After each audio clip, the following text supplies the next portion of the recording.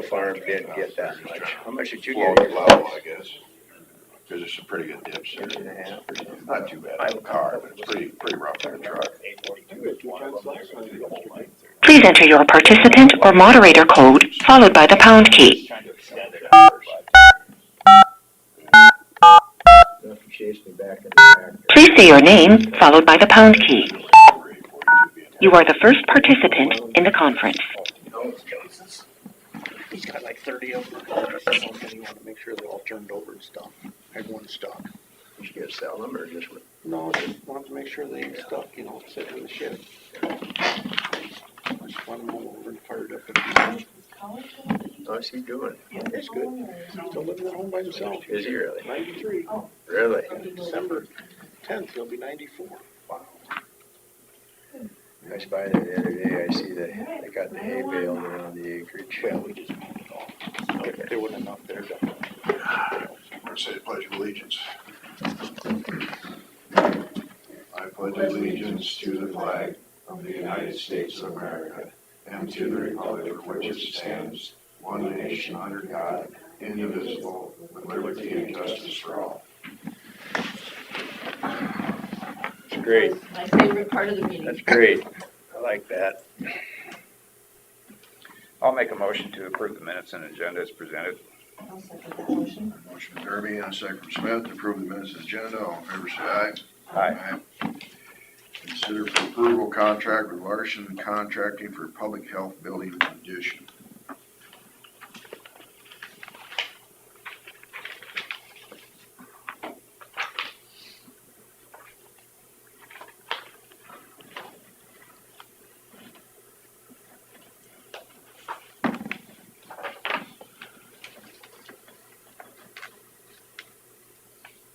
Was Gary gonna be on the line? Who? Gary. It didn't seem like I remember that. I thought he might be, but 'Cause I have questions on number 3.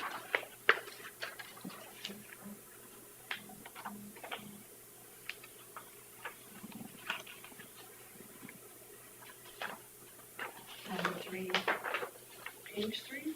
No, number 3 here. Oh. Testing services, We've already done that. I was gonna say, didn't That's my question. you never approve it in the first place? We already paid it, didn't we? Well, I think this is,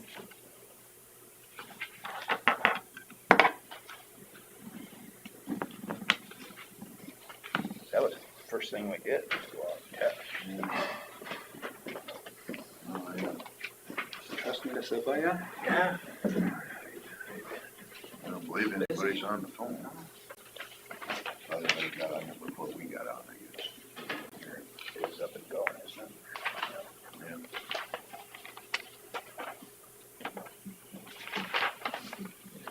you can take a look at it and see if it's, And that's just number 3.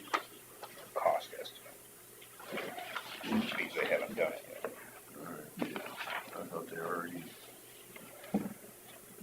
chosen mode testing. soil conditions, concrete. Well, they just have to inspect the work as it's going, is that it? Must be. Evidently.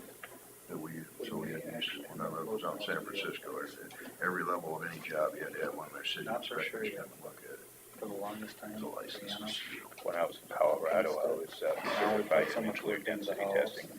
Sure. Oh, this The will be box so like nice this for us on out the state here. again to test and see what the density is. It's ready for Make it a paving good this year. neighbor.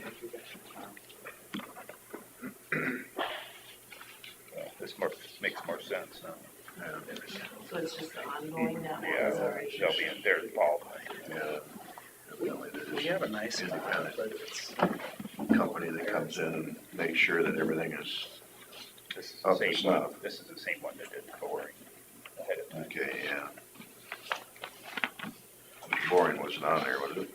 That I was didn't separate. see it, yeah, I didn't see it on there, so no. What was the one question? I don't have what was the parking? Yeah, and of course, I already Kelsey's know all got the it. neighbors.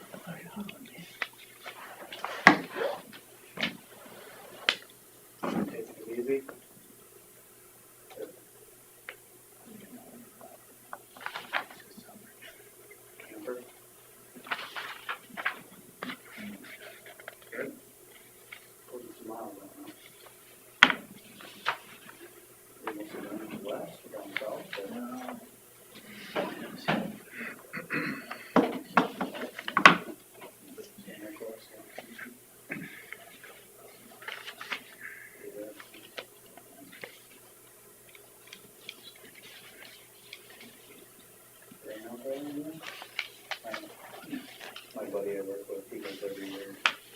And this year, he has a lot going on at home too, but he decided against it because of the forecast is just terrible. And he can't, he just packs what he can on barbecues.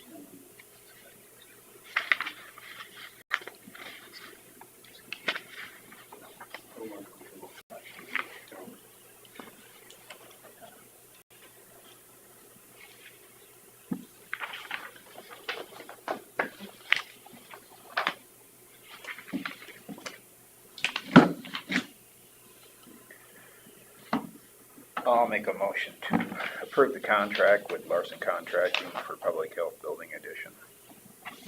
I'll second. Motion from Derby and a second from Smith to approve the contract with Larson Contracting for the public health addition. All in favor, say aye. Aye. Aye.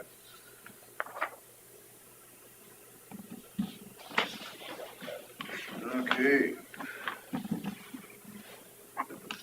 Ethan Shutter, not the engineer, will discuss secondary road matters. Are you gonna do the Chosen Valley? Oh, yeah, no, I already, excuse me, He's already looked at it, but I have I not. already crossed it off. So you determined that this was just That's- like during construction or? Yeah, that's, yeah, they just must come in Representing the county on our end of it to make sure everything's done right, testing. Yeah, make sure the concrete's thick enough and all that stuff, I suppose. Testing the concrete, just an example, So this is, outside of that other contract.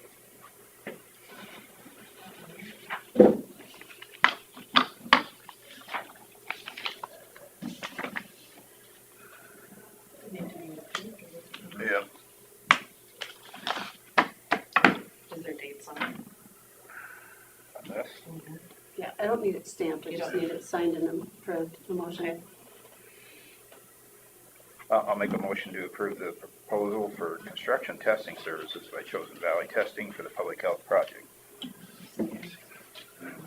Derby and second from Smith to approve the proposal for construction testing services by Chosen Valley Testing for Public Health Project. All in favor, say aye. Aye. Okay, now Ethan. Not a whole lot, I guess Denko's here right now doing some slurry leveling for culvert depressions and a few miles and stuff like that. Is that what they're doing on 842 there? Yep, this morning, Yeah, that's where they started this morning. yeah, they got all three of them. There's nobody there now. They're all three, they've done the westbound side and they got stop signs up at each one. Yeah, it's got a cure for a couple hours and then they'll come back into the other lane. Is that what it is? But they move pretty quick, so, Yeah, well, if they didn't start until this morning, they got all three of them done at that time, so. yeah. So they're here, working on that. Not really much has changed on the secondary road there. Still doing some rock, the rock gravel run. We're finishing up with that. They'll be moving to Mount Valley here this week. So, other than that, we got the 2 job openings still open till the end of the week for Lake Mills and Buffalo Center. So did you get pretty consistent rain all over the county for the roads then? Yeah, Spotty.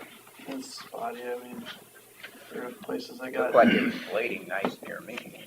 Yeah, it's the cool mornings have definitely helped, and not having the heat yesterday, so it's kept the moisture anyway. Still nice this morning. Good soaking rains.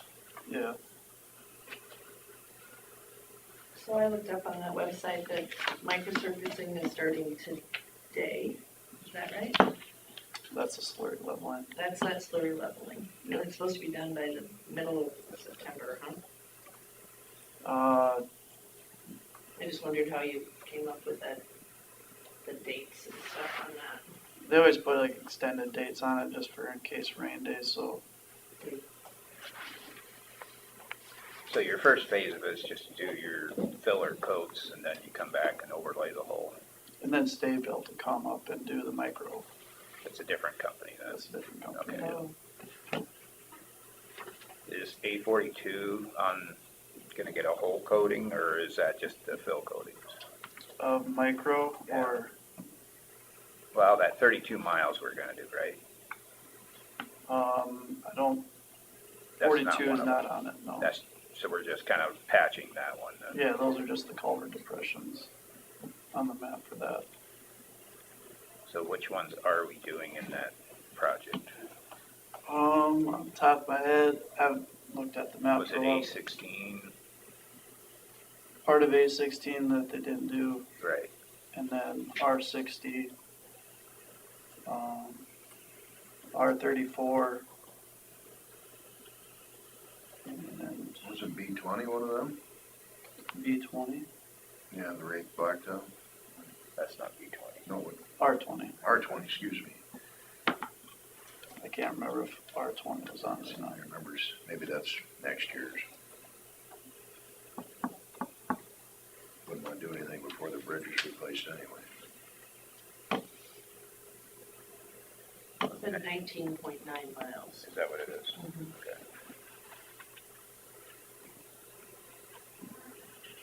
Does this require all three supervisors' signatures then, or is that for someone else? I would assume that if it says, I don't know if one of them is supposed to be yours. Just kind of leaves it blank in the title. yeah, I would have all you guys sign it. Supervisors.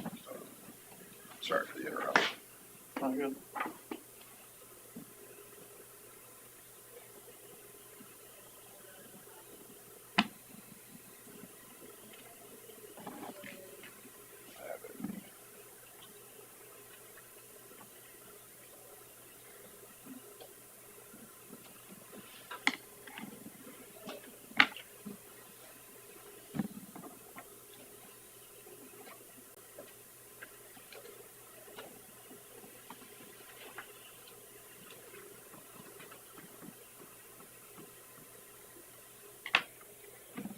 And we kept up with all our edge rutting.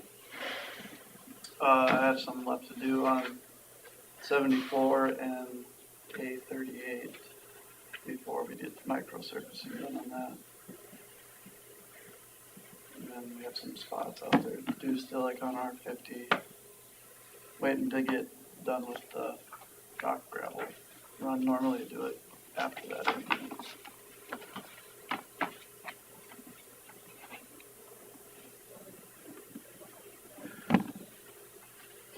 Anything else for secondary roads?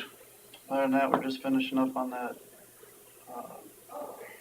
2 pipes at 3 Fingers this week. So.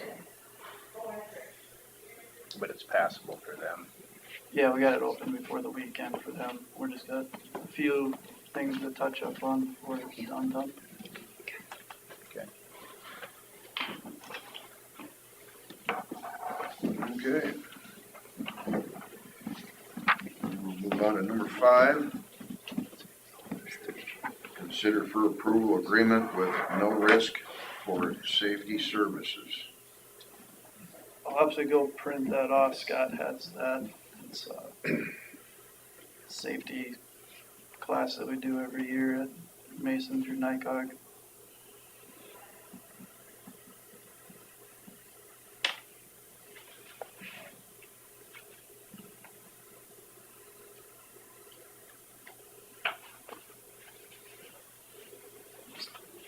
I can bring it back up here.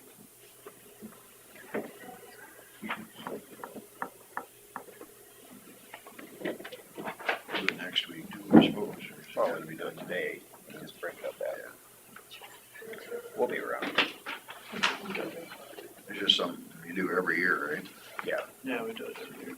And it's through NICOG, you said? No, Yeah. no Well, that's where we go to do it, but it's Oh, is it? through, company that does it though, right? yeah. So everybody takes it in secondary roads or just? The road guys and me, and mechanics. Conservation too, I guess.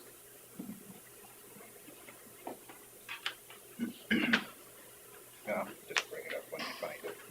Yep.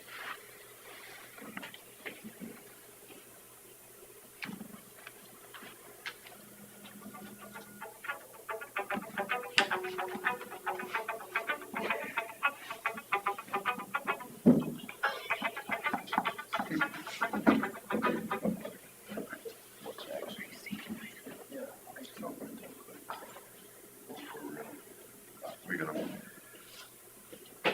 approve the agreement, or is that it? A copy of it? That No, is, other water and sewer. Oh, it's different. I thought she did it. All right. Auditor's office will discuss drainage matters. I don't have anything other than what's on the agenda. All right. Then we'll go on to number 9, discussion with possible action, water and sewer grant application. So this is an application, from Brian Charlson on the Has joined. grant. We need to verify anything additional. I know the sanitarian was working with them on it. So that has already, Chris has already been involved in that. Has joined. Hold on, I'll turn that up again, Carmen.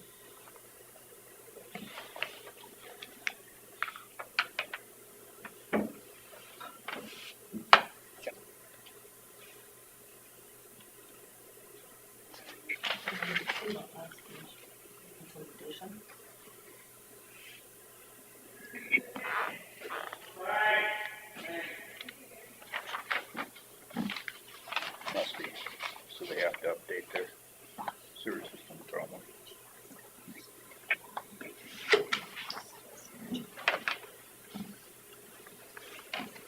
It just sounded like it was really soft. Gary, are you on? Must be, so they have to update. Nope. Well, since it's in my district, it will be, I'll make a motion to approve the, water and sewer grant application from Brian Charlson. Motion Derby and a second by Smith to approve the water and sewer grant application for Brian Charlson. All in favor, say aye. Aye.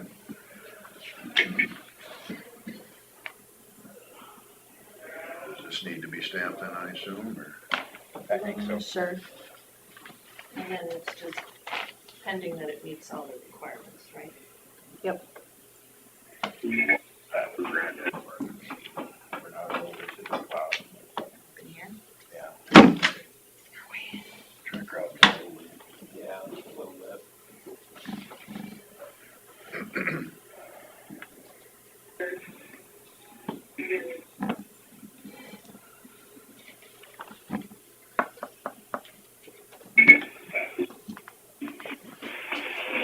Did you get it?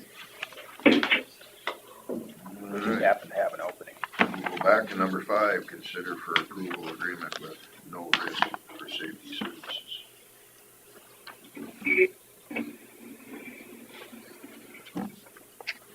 This is an annual thing that you guys need to do?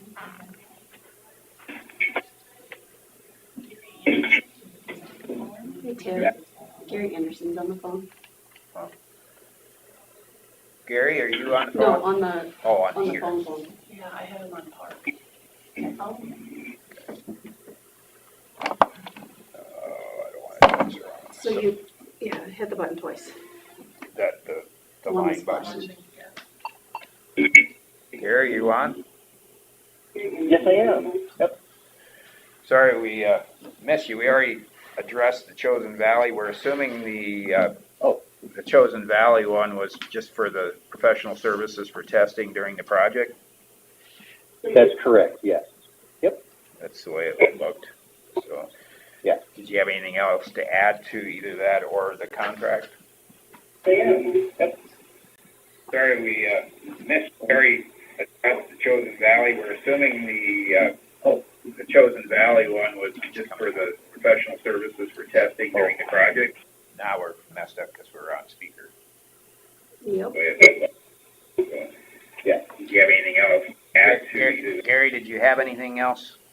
No, the testing, the Chosen Valley is a good one to get under contract, under agreement. The contract itself with Larson's, as soon as they get their bonds, which I hope would be this week, Now, it's up to you if you want to prove it today, though, you know, quite frankly, too. And then they would just provide their bonds. Gary, did you Well, have any- I think they'll have it. We're taking care of it today. Okay, wonderful. All right. The only other question I have, I guess, is the property. You are working through that process. That's what, the first And- month or so? Frankly, too. And then they would just provide their bonds. Gary, did you have any- And I think so they'll- my biggest question is whether or not Larson's can do anything on that property until you have it under control. There are like utility taps in the street that they could still do. There's demolition of concrete on your property that they could do. I just wasn't sure if there was something that would hold them up from being on the property that you know, WCTA's that you don't, you know, because you don't have it. That was my question. Should I talk to WCTA and see if we can get a verbal from them? That would be fantastic if you could. All right. Yeah. I just talked to him the other day and told him, you know, I had heard that we were gonna be closing soon. He was thrilled he hadn't heard, so Okay. sounds like it was a lawyer Yeah, that's even- taking care of everything. Okay. Even if you could get a simple letter from them saying that they agree to have your contractor work on the property prior to closing. Okay. That way, then, if there's any incident, you would have a document that says, you know, they did in fact allow us that. That would be the best, in my opinion. All right. Would be to have that. Mm-hmm. We'll see what we can do. Okay. All right. Thanks, Gary. Thanks. Yep. You bet. No problem. Thank you. Bye. See if we can get back to normal. I think so.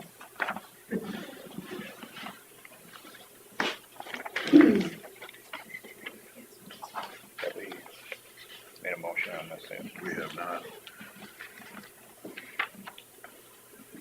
No risk. On the notice. I'll make a motion to approve the agreement with no risk for safety services for secondary roads. I'll second it. Motion Smith and a second from Derby to approve the agreement with no risk for safety services. All in favor, say aye. All right.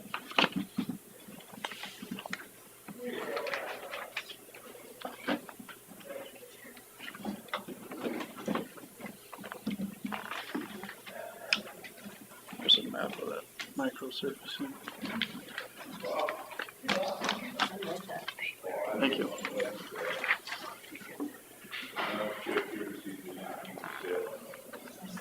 We can add it to like, we can break it up.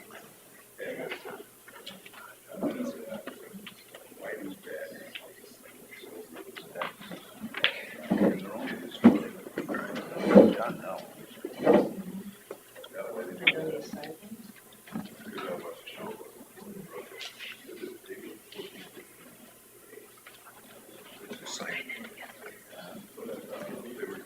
Down to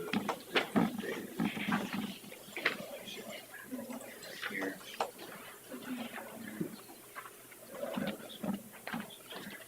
Oh, that bike trail one, just Highland down to the feed mill.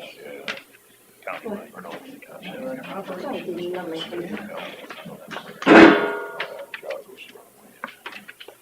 No, that's feed mills here.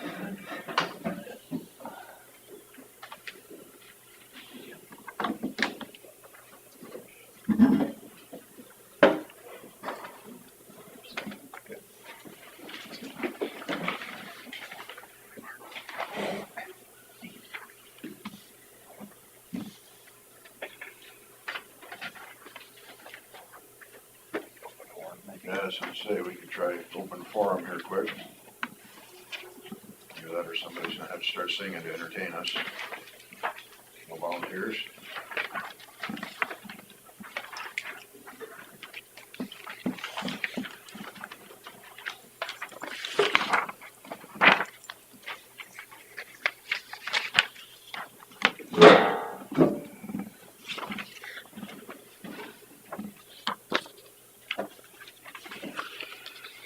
Gardner Thompson, our external auditors are here. And We did the entrance conference yesterday, and so far things are going well.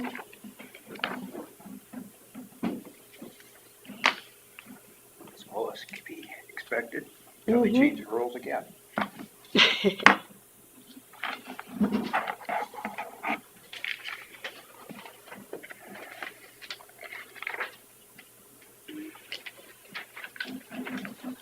There's two of them.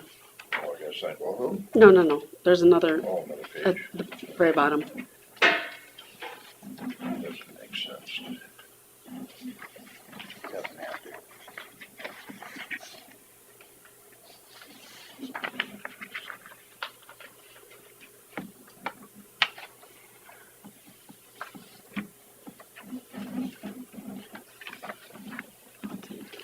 This and that.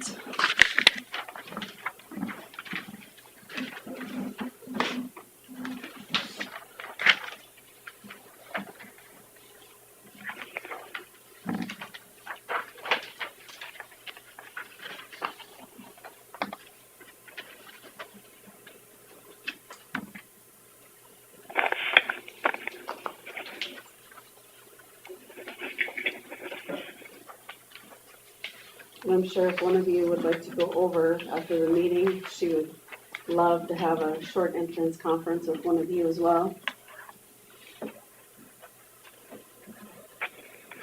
I'll go. Okay, thank you.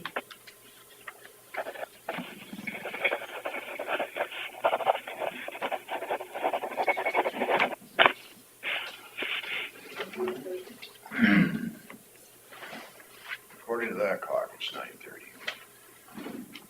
We'll go with that one. All right. Number 7, 9:30 a.m. Public hearing for DD 89 improvement project. Open it. You. I make a motion to open the public hearing for DD 89. I'll second the motion. Mr. Smith and Secretary Derby to open the public hearing for DD 89 improvement project. All in favor, say aye. Aye.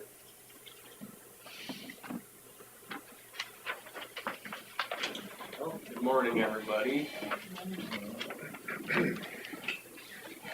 Yeah, we got one copy, sorry. Oh, you did? Okay. You just handed another. Sorry about that. It's all right. And I think I was trying to get a gauge because normally these hearings I kind of start from beginning and go to finish with all the information over again. I see most of the people in this room I've seen before. Is there anybody who hasn't been part of some of the prior discussions, either here or on the phone? Okay. Speaking. Excuse me? Forest City, Severson Farms. Okay. Well, I'll just give a kind of a, there's a lot that I could go through. I'll go kind of just in general first, and we can get more specific as we need to. So my name's Colin Klingbeil. I'm an engineer for Jacobson Westergaard out of Esterville.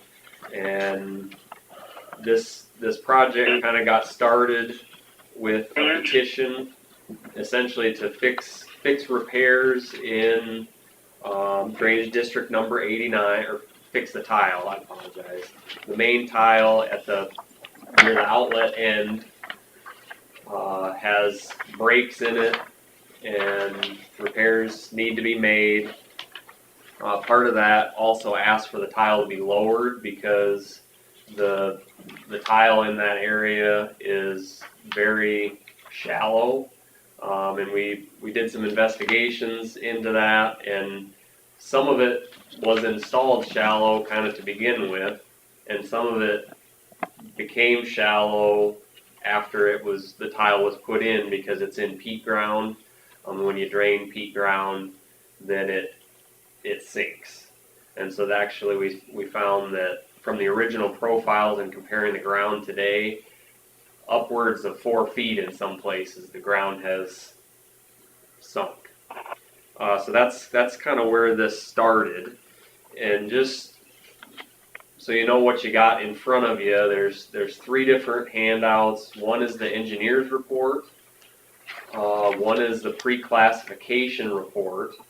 So the engineer's report has basically a discussion of the investigations that we did, the issues that we found, what we're recommending, and we have several different options presented in the report with cost estimates. That's basically the report, the engineer's report. The pre-classification report is more or less taking those different options and putting dollar amounts to them, not just for the whole project, but on a parcel by parcel basis. And that's the reason it's called a pre-classification, is because it's preliminary. If we did any one of these projects, at the end, you know, we'd probably be doing a reclassification, and that would include not just me, but it would also include two landowners in Winnebago County who have nothing to do with the lands in this district. So basically unbiased, two additional commissioners. So all that to say that the numbers in that pre-classification report aren't final by any means, but it gives you a better idea than the schedule that's in place now for Drainage District 89. And then the third thing, there's a one-pager. I just kind of did a summary talking about repairs versus improvements. And I will get into that here more as the time comes. But if you're not familiar with the area, probably the best map in any of the reports is in the pre-classification report. There's a benefited lands map that looks like this. It shows kind of an outer watershed boundary, and it shows the different tile systems in the district. Just kind of gives you an aerial view. That's in the engineer's report. It's in the best one, I think, is in the pre-classification report. It's called the benefited lands map. And it had a letter on the front of it. Yeah. It's mostly the red and black. Yeah. So if you just keep that handy, that maybe will be helpful in our discussions. A lot of this I'll be saying, I believe it's section 23. So the eastern, a lot of the issue that we're talking about is in the eastern part of the watershed or the district. There's several laterals and things. We're not going to get a lot into talking about those today. Really, the main issue we're dealing with is the main tile, which everything from the district funnels into the main tile and ends up in Beaver Creek.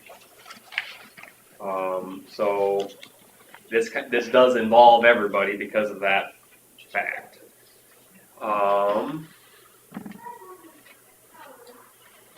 And as several of you know, we've had kind of several discussions, including an informational meeting that we sent out letters to landowners, and it's kind of morphed as time has gone on, and that's where some of these alternatives or different options were added to the report. And I'll just kind of explain today what this is and where it could go. So the reports have been filed. This is a formal hearing. So in the past, it was more of just an informational discussion heading towards this point. So this is a formal hearing, and one of three things could happen today. One is that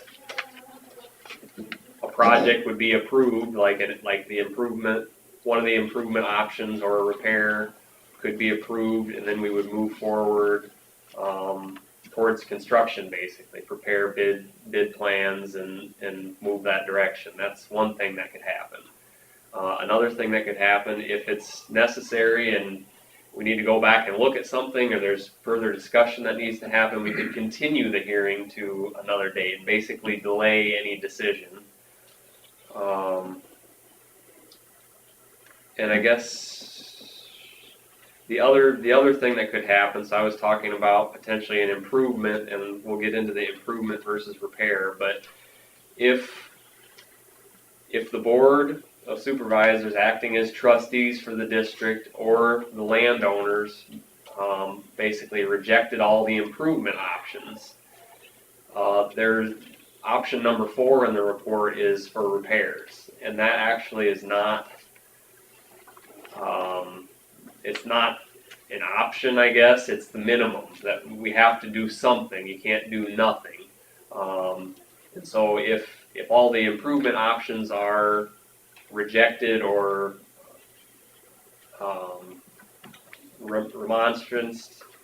remonstrated, I don't know how to say that, but anyways, if those are turned down, then at a minimum, repairs are necessary, and we'll get into more of that as well. So I'm just going to go kind of briefly through the report here, the engineer's report, and hit some of kind of the high points.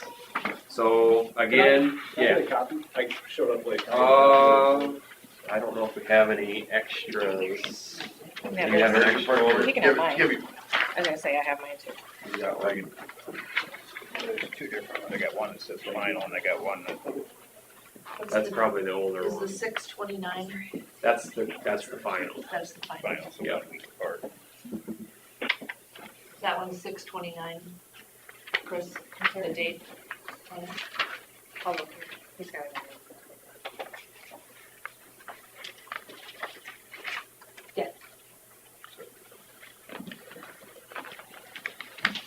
So I'm kind of just going to skip to page 3.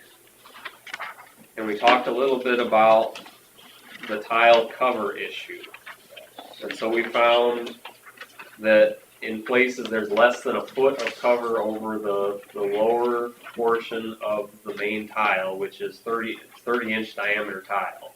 So it's quite large. That's not a good thing if there's equipment running over it. It's too shallow. Typically, like when I'm doing projects, at a bare minimum, I want 2.5 feet over the top of the tile.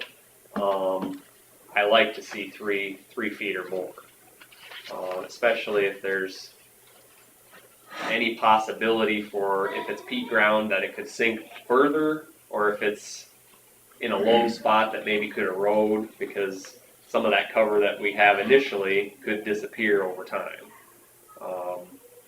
And this is, as I understand and talking with all the landowners, that this has been a problem for a long time, and that's normal for peat subsidence. A lot of it happens quick after you first put the drainage in, and then it can happen slowly after that.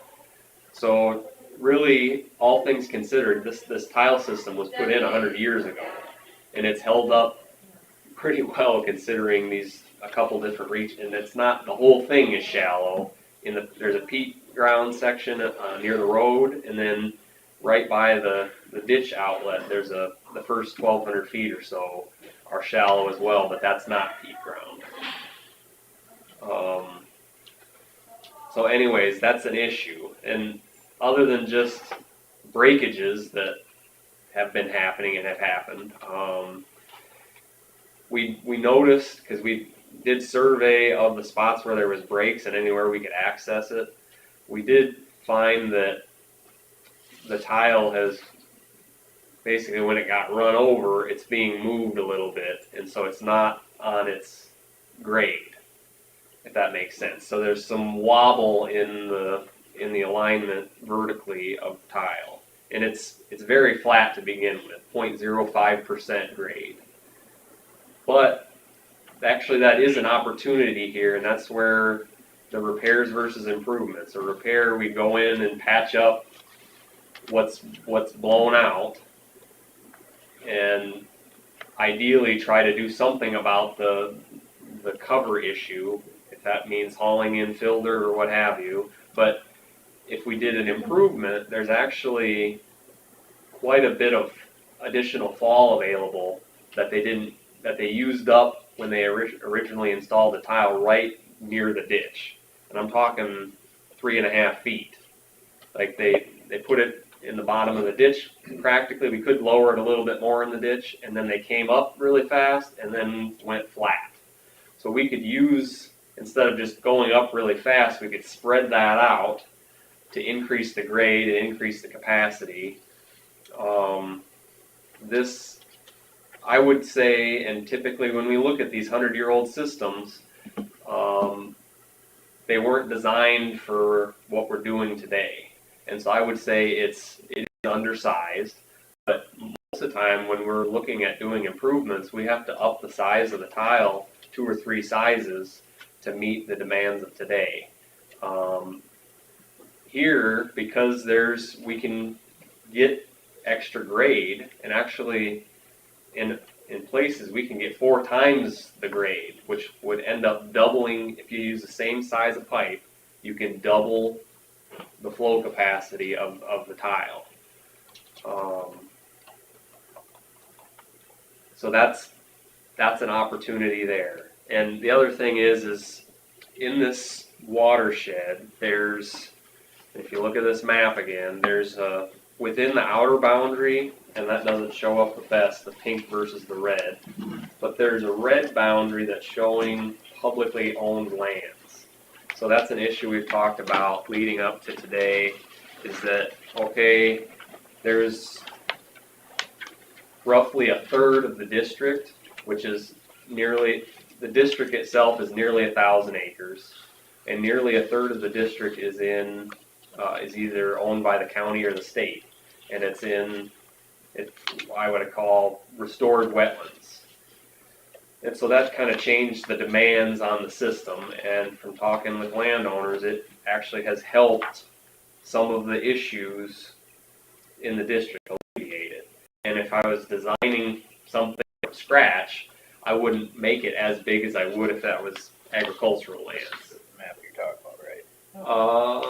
No, it's the same one, but it's this line. Oh. That shows it. In the hatch, that shows the shows public. That map shows it too. Oh. Yep. The hatch. So anyways, that helps too if we're looking at repairs versus improvements, because actually we can do an improvement and not have to put in bigger tile. And even though improvements are expensive, that is a cost savings versus having to upsize the tile, let's say to a 42 or a 48 inch. I'm going to, and on page 4 there, I've got a table. We looked at each of the laterals, and just kind of how we look at design is something called the drainage coefficient. 100 years ago, a lot of times they were designing it at like 1/8 of an inch per day or 1/4 inch per day. And what that means is over the whole watershed that it drains, how much free water depth over that entire area can it drain in a day. And for the last 50 years or so, half inch per day has kind of been the minimum. There's even been some that have gone up to one inch per day. But for this one, it's a little bit, I mean, we just talked about that. The wetlands make up 1/3 of the district, so that affects it. We probably don't need a 1/2 inch or an inch over that whole area because of the wetlands. Now the wetlands do still contribute water into this main, and they do still are part of the district, and they do still pay into it. And actually the timing is a little bit different, because theirs typically would be, well, the wetlands get full and overflow into the tile, where a lot of the other stuff, the tile keeps flowing after those rainfall events, days after. So the needs are a little bit different as far as timing. So in any case, I come up with something called equivalent drainage coefficient, and basically I just took out the restored wetland areas and looked at the design of the original existing DD89 tile systems. That includes the main and all the laterals. Now I will just point out that a couple of these laterals, as part of those wetland projects, are abandoned. I mean, they were broken and basically meant to no longer function. So those no longer are operational. And you can see the main as it exists now, at the lower, very lower end, the drainage coefficient is 0.27 inches per day. The equivalent drainage coefficient, if we take out the wetland areas, or the publicly owned grounds, is 0.39 inches per day. So that's kind of where things stand. And when we get to the improvement options, really the two that I've recommended in the report, one ends up having an equivalent drainage coefficient of 3/4 of an inch per day. The other ends up having 1/2 inch per day. And those are options 1 and 2B. So now I'm flipping to page 5, and we'll just go through these different options. So option 1, and this is, in my mind, it's the ultimate fix, which also means it's the highest cost.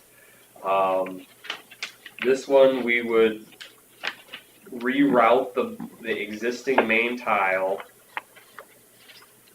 just the lower end of it. So basically, if you're looking at your map, from the outlet to where it would cross 220th Avenue, and then where the main tile currently intercepts lateral 5, coming from the south, it would reroute that first stretch of the main tile. And the main idea there is to get it out of the peat ground. Now that does create other problems because the peat ground is the low area, and there's a road crossing there with culverts, and we can't just make a pond there. So that still needs to be operational. So that would end up putting in 2 different sub-mains to replace the old tile where we routed around the peat ground. So it'd be smaller tile that we would route into the new tile. That's the basics of that option. Option 2, and this was an idea that came out of a discussion early on in this process, was, okay, what if we just did something a little bit less?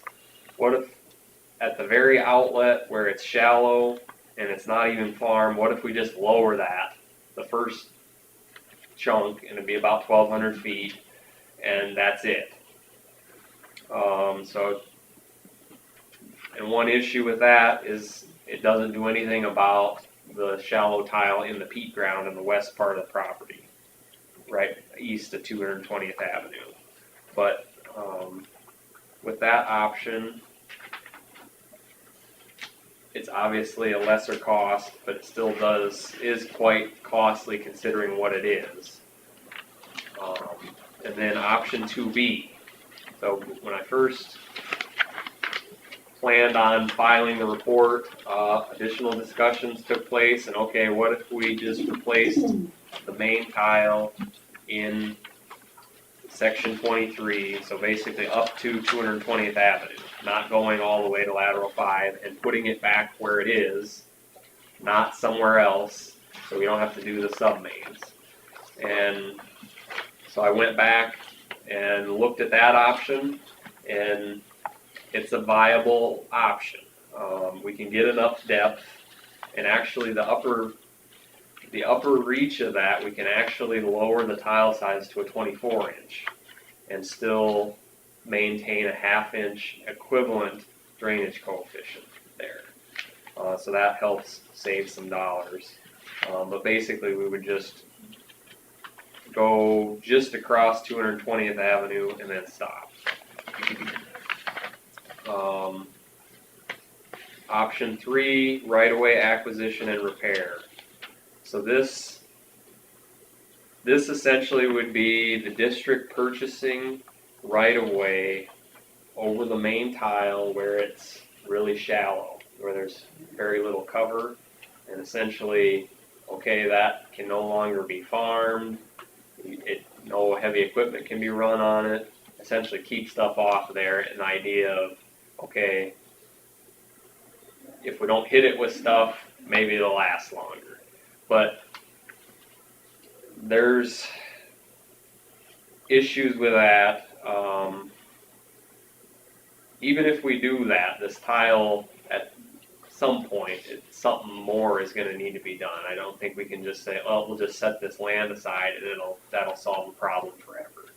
So in a lot of these lesser option solutions are only temporary. They do cost less than some of the other options, but there's downfalls.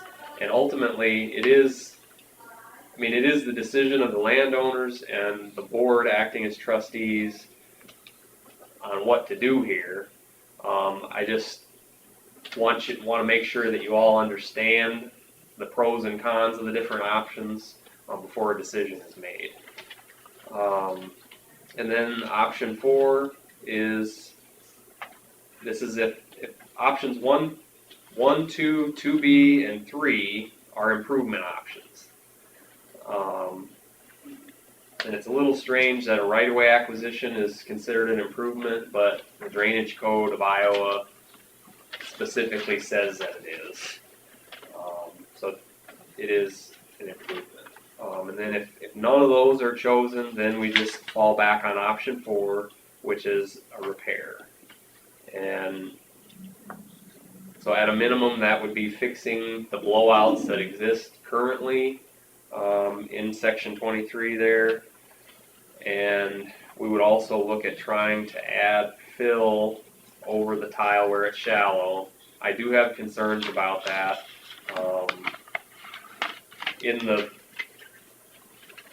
Near the ditch, that was done 30 years ago, and the tile's still breaking in that spot, and it's not even farmed today. I'm not sure how long it hasn't been farmed, but that didn't ultimately solve the problem of the tile condition. So I guess when I look at these options, and maybe I should just kind of give you a summary of the costs before we go any further. Option 1, this is total project cost. So it's construction, it's engineering, it includes reclassification, damages, if it likely be crop damages, if construction is done. Basically the total project cost. Option 1, that rerouted improvement, $720,000, which as an average, just as an idea, average cost per acre, $742. And one thing with any of these projects is that drainage districts have the ability to spread you can do installment payments, so it's not all due up front. The board can set an interest rate and then allow for installment payments from anywhere from 10 to 20 years. So in each of these cost estimates, I've got it summarized as an average cost per acre, which people's actual will vary based on benefit. Average cost per acre per year, assuming 6% interest for 10 years, so it'd be $101 per acre per year on that option 1, on average. If it's for 20 years, it'd be $65 a year per acre per year. So then just kind of going through the rest of them, option 2, which was just the first 1,200 feet, $246,000. Option 2B, which is extending that option 2 essentially to the road and using up some of that fall that we have available to keep the size down, $450,000. So if you're looking at option 1, $720,000, and option 2B, $450,000, there's quite a difference in those two options, and they're not far different. Option 1 has a higher drainage coefficient of the equivalent drainage coefficient of 3/4 inch per day. This option 2B is about 1/2 inch a day. Option 3 We'd estimate total project cost to be approximately $146,000. In repairs, this one is a little bit harder to nail down because when you go in and try to patch something, you don't know, once you dig it up and expose it, you don't know what the condition of the tile right next to it's gonna be. So it's hard to say what actual length would need to be replaced. But we're estimating total project cost for that to be approximately $90,000. And that would be just for this project. And so again, as the tile continues to deteriorate, more and more of those sorts of repairs would need to be done. Whereas like the option 1 and option 2B would be more of a long-term solution, where that old tile would be torn out and a new reinforced concrete pipe would be put in.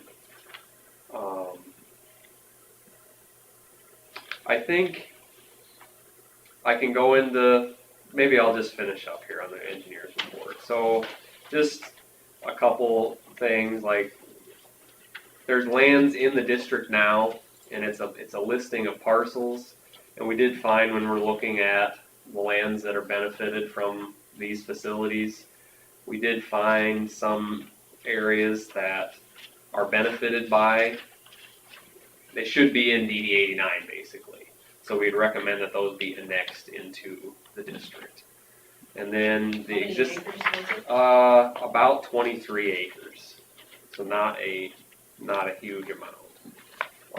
And then the existing classification, so we did a pre-classification, and part of it is because it's never been reclassified. So when the district was initially established, they put a schedule together to pay for the whole thing.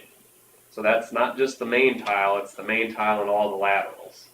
And today, if we're doing repair on one tile or even an improvement on just one tile, that schedule is not equitable, it's not fair for any of the stuff that we'd be doing today. So, for example, and this doesn't even just apply to the project we're looking at today, if somebody needed a repair on lateral 5 or lateral 3, well, who should be paying for that? Should everybody in the whole district be paying for that, or only the people that use that tile? And with a reclassification, we can break it into separate schedules that you can levy just for the people that use that tile that's being worked on. So basically, regardless of what comes of this particular project, we'd recommend that reclassification be done, and we already did a pre-classification, and that can be reused towards the reclassification. And the board did approve to have that done, so that will be done no matter what. Oh, okay. Yeah. Okay, I didn't recall that. Farm program wetland compliance. That's one thing we were waiting on. There's a map in the engineer's report about showing, we asked for wetland determinations basically.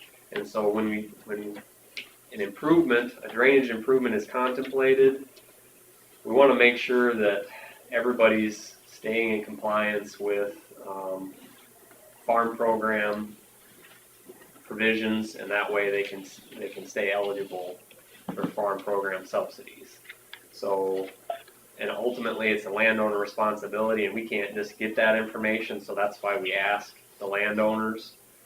We had some concerns that there could be farm wetlands in different areas, and we don't have determinations from every single landowner, but the vast majority we do, and there are no farmed wetlands in the district from the ones that we've received, the wetland determinations.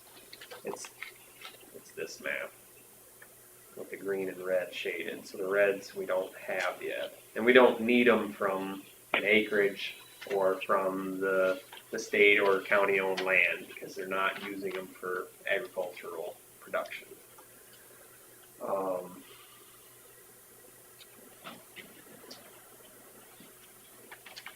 And then just at the very end of the report, I've got a table here because ultimately what our recommendation is either option 1 or option 2B, improvements.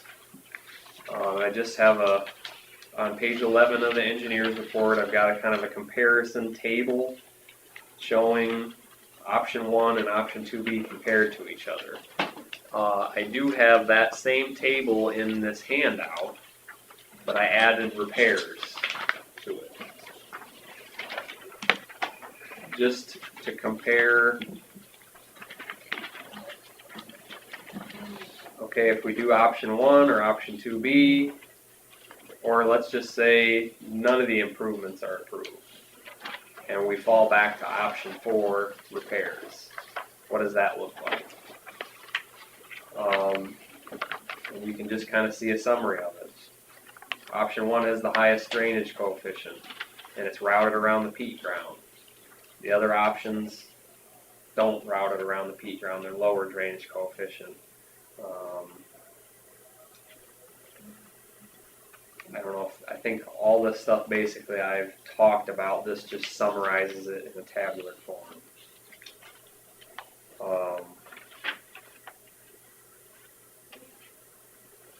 That's kind of that for the engineer's report.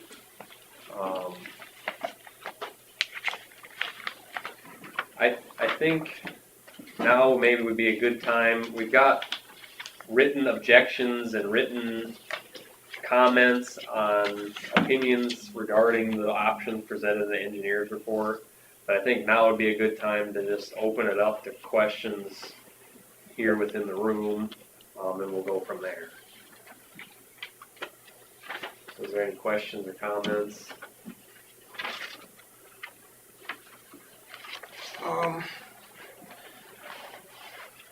Okay, clear over on the west side, there's where I'm at. Like Aaron Benson, he's worked for me his whole life. He owns 40 acres in there, and he's all in your area. He has no tile, it's pasture. It's got a big ridge on the fence line between him and me, and it's got a pond there where all his surface water goes into and stays. It does not run into this district. So I want to know what the material benefits are for him, for having to pay. None of his water can get off his ground because there's a big ridge for surface draining, and there's no tile in the farm. Well, so I will address that somewhat, but I do just want to make it clear that this hearing is not regarding that. Okay. So when it actually comes time to decide, Well, that would be annexation and the reclassification. That's Yep. material But benefit. you were bringing up the reclassification, trying to let the DNR and the state-owned land off, for paying the full boat or whatever, because they're not using it as much. Right. So if they're not using as much, why should he pay anything if he has absolutely no water going into that? So it's not about how much they use it or not, because we can't. How drainage districts are set up is that if you're in it, everybody has full right to reasonable use of the district facilities. Yep. Okay. Whether you actually do or not, Sure, is not a consideration. okay. So when you just said that, then how can you let off the state-owned land at a cheaper price? Because it's required by state law. The drainage code says that you are required to consider that their only benefit is the surface water, the excess surface water that comes off the wetlands and goes into the Aaron Nile. has no water going in there, so why shouldn't he be? Well, we would talk about that more at that point in time. Okay, I but guess. that's what I'm seeing. I mean, you need to see some material benefits.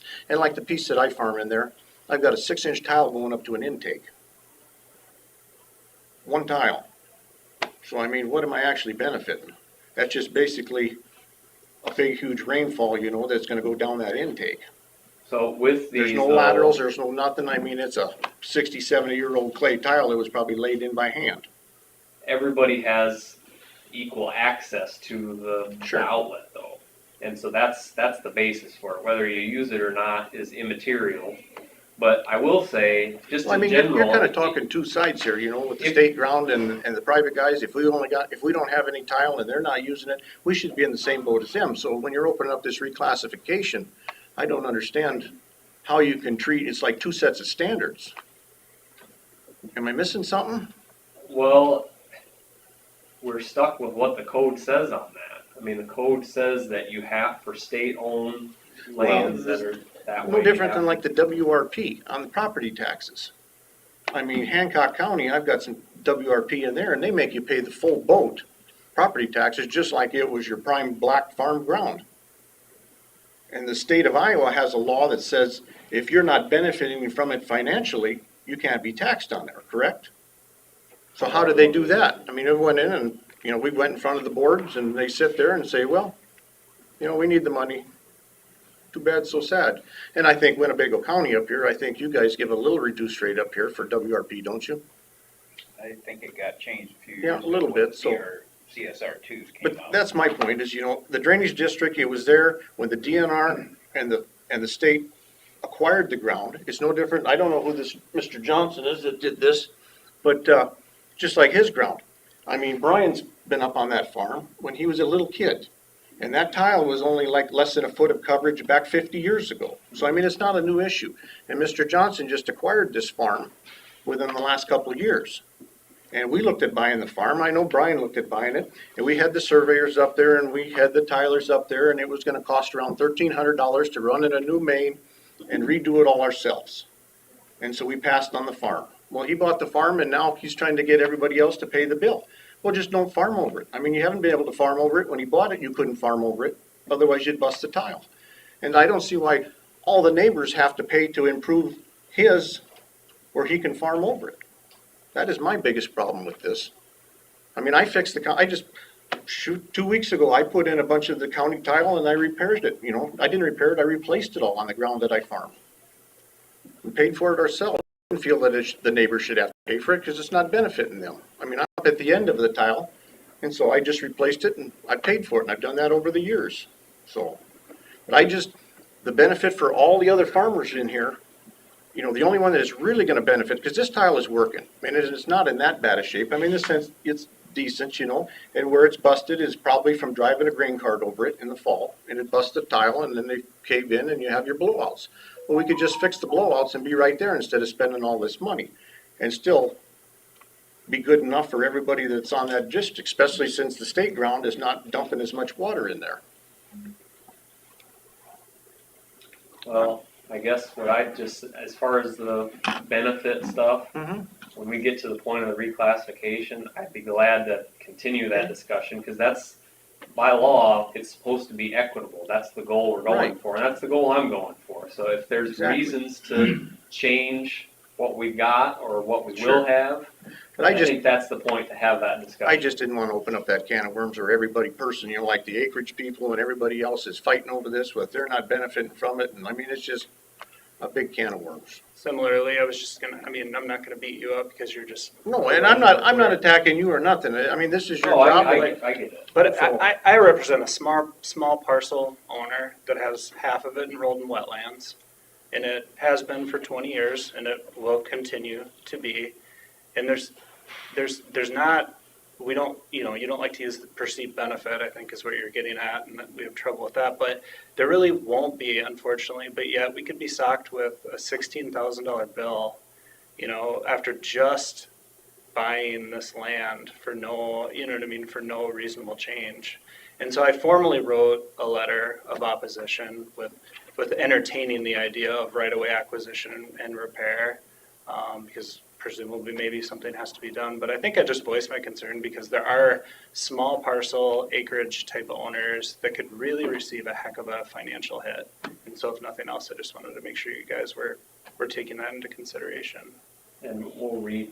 And on top of that too, when you have something like, you could rationalize increased crop production, better drainage if you were a crop producer, but if you're not a crop producer, then you don't even really have that rationale, you know what I mean? It's simply like having just to abide by being part of a drainage district. So it's a tough economic pill to swallow for a young family. And as far as the wetland area that you're talking about, just in doing a lot of reclassifications and looking at benefit, we have made reductions for people who have their property in permanent wetland easements. So basically, we know that, I mean, the existing classification's been in place for over 100 years. And so we're looking at it as trying to put something in place that is good for the foreseeable future. And if there's a chance that that property could come out of the wetland and go back into crop production, it's kind of based on that perceived benefit. But if is it in a permanent easement, wetland? Oh, it's contracted through the USDA in 10 to 20-year contracts, but it has been and it'll continue to be, and it's just, it's just a lot for no change, for no wanted change, I guess. So if he already knows that that's going to always be a permanent wetland, can you change something at the? Well, his scenario is probably in CRP, so, Yeah. I mean, all of a sudden, the government could say there's no more programs, and it's out, and he'll have to farm it, Right, so but that's I mean, not a that's what permanent. I'm asking is if it could be turned, if you can turn it into a permanent one rather than a contract, the 10 or 20 I'm not years. sure. I don't know, I guess. Right, but- I don't know either, I'm just. A lot of that depends on the hydric soil, since that, if it'll qualify, so, And again, but that's forever those too. conversations are more reclassification, but I get how it's connected to today, because we did a pre-classification that shows dollar amounts for the options presented in the report. And so it matters in that sense, but ultimately the final decisions on that, like, we can't make any changes today that are final. Like that's a different procedure, and those final decisions on the numbers would be subject to separate hearings and everything else. So just so you understand that side of things. Is there any other? So you really never did any deeper digging to see if there'd be any quicksand involved, if that was the issue, why they came up fast with the tile? So you Well, had to they planned on coming up fast. When you look at the original design, they just show it at 0.05% the whole way. They didn't show it like jumping up and moving over, because I would think if they had to change their plan because they encountered something worse than what they anticipated, they would have had a different plan, and then they would have changed it and said something about it, but I didn't see that. That's not at all unusual. I worked on drainage district tile for in Mount Valley. 37 years, and that happened all the time. If they'd run into a pocket of sand, which I'm assuming happened here, going Okay. through that hill, the peat, 4 feet of peat hasn't disappeared since that tile was put in. It was installed way shallower than designed, because I can guarantee they ran into sand. And in those days, they didn't have the ability to, machinery to install like we do nowadays. But, it is what it is at this point. Yeah. So then you'd have the added expense of bedding it with rock to make a bottom. Yeah, if there was pockets of sand, there would have to be foundation rock put in underneath to give a firm bedding for the pipe. So that would be an additional cost if we ran into that. Yeah. More than likely they will. I guess I have some comments, and I know it's not really the time to talk about the assessment schedule, but, it's all relative, because that's what we're basing our decisions on, Yep. is what it's gonna cost us. Sure. It's plain and simple. So, and I understand the need for reclassification because it's not classified by laterals, but when we're talking about the main, everybody uses that main just like we did 100 years ago. And so I did some comparisons from the original until now. And I guess the long story short is the publicly owned lands went down 22, almost 23%, 22.86%. And public owned lands, meaning the DNR, county conservation, and county roads. Well, if you apply that toward that $450,000 project, that's almost $103,000 that comes out of the rest of our pockets. And I understand, that yes, they don't need it, but yet when those wetlands were put in, because I was involved in the county end of it for most of those, and we were told for many years when that program first came out that there's no way they're ever gonna get out of their drainage assessments, and those will never change. Well, obviously then the state in their infinite wisdom changed that, but that's a big chunk, and I think we all need to be aware of that. So it's kind of a double whammy. We not only get zero on most of those lands, we get zero property taxes. We're also getting hammered in the drainage assessment portion of it. For what that's worth. Depending on the weather, they actually use it more, because they're not sub-drained. March, April, May, and June is when the farmers need that. Need the full capacity. Full capacity, And and if their ponds are full and it's going down that tube, they're using just as much. those in their wetlands important freeze times. up in the fall, wet. And immediately in the spring, with the spring thaw, that water is running down that tile. So it should stay just like it is. I don't think it should change anything.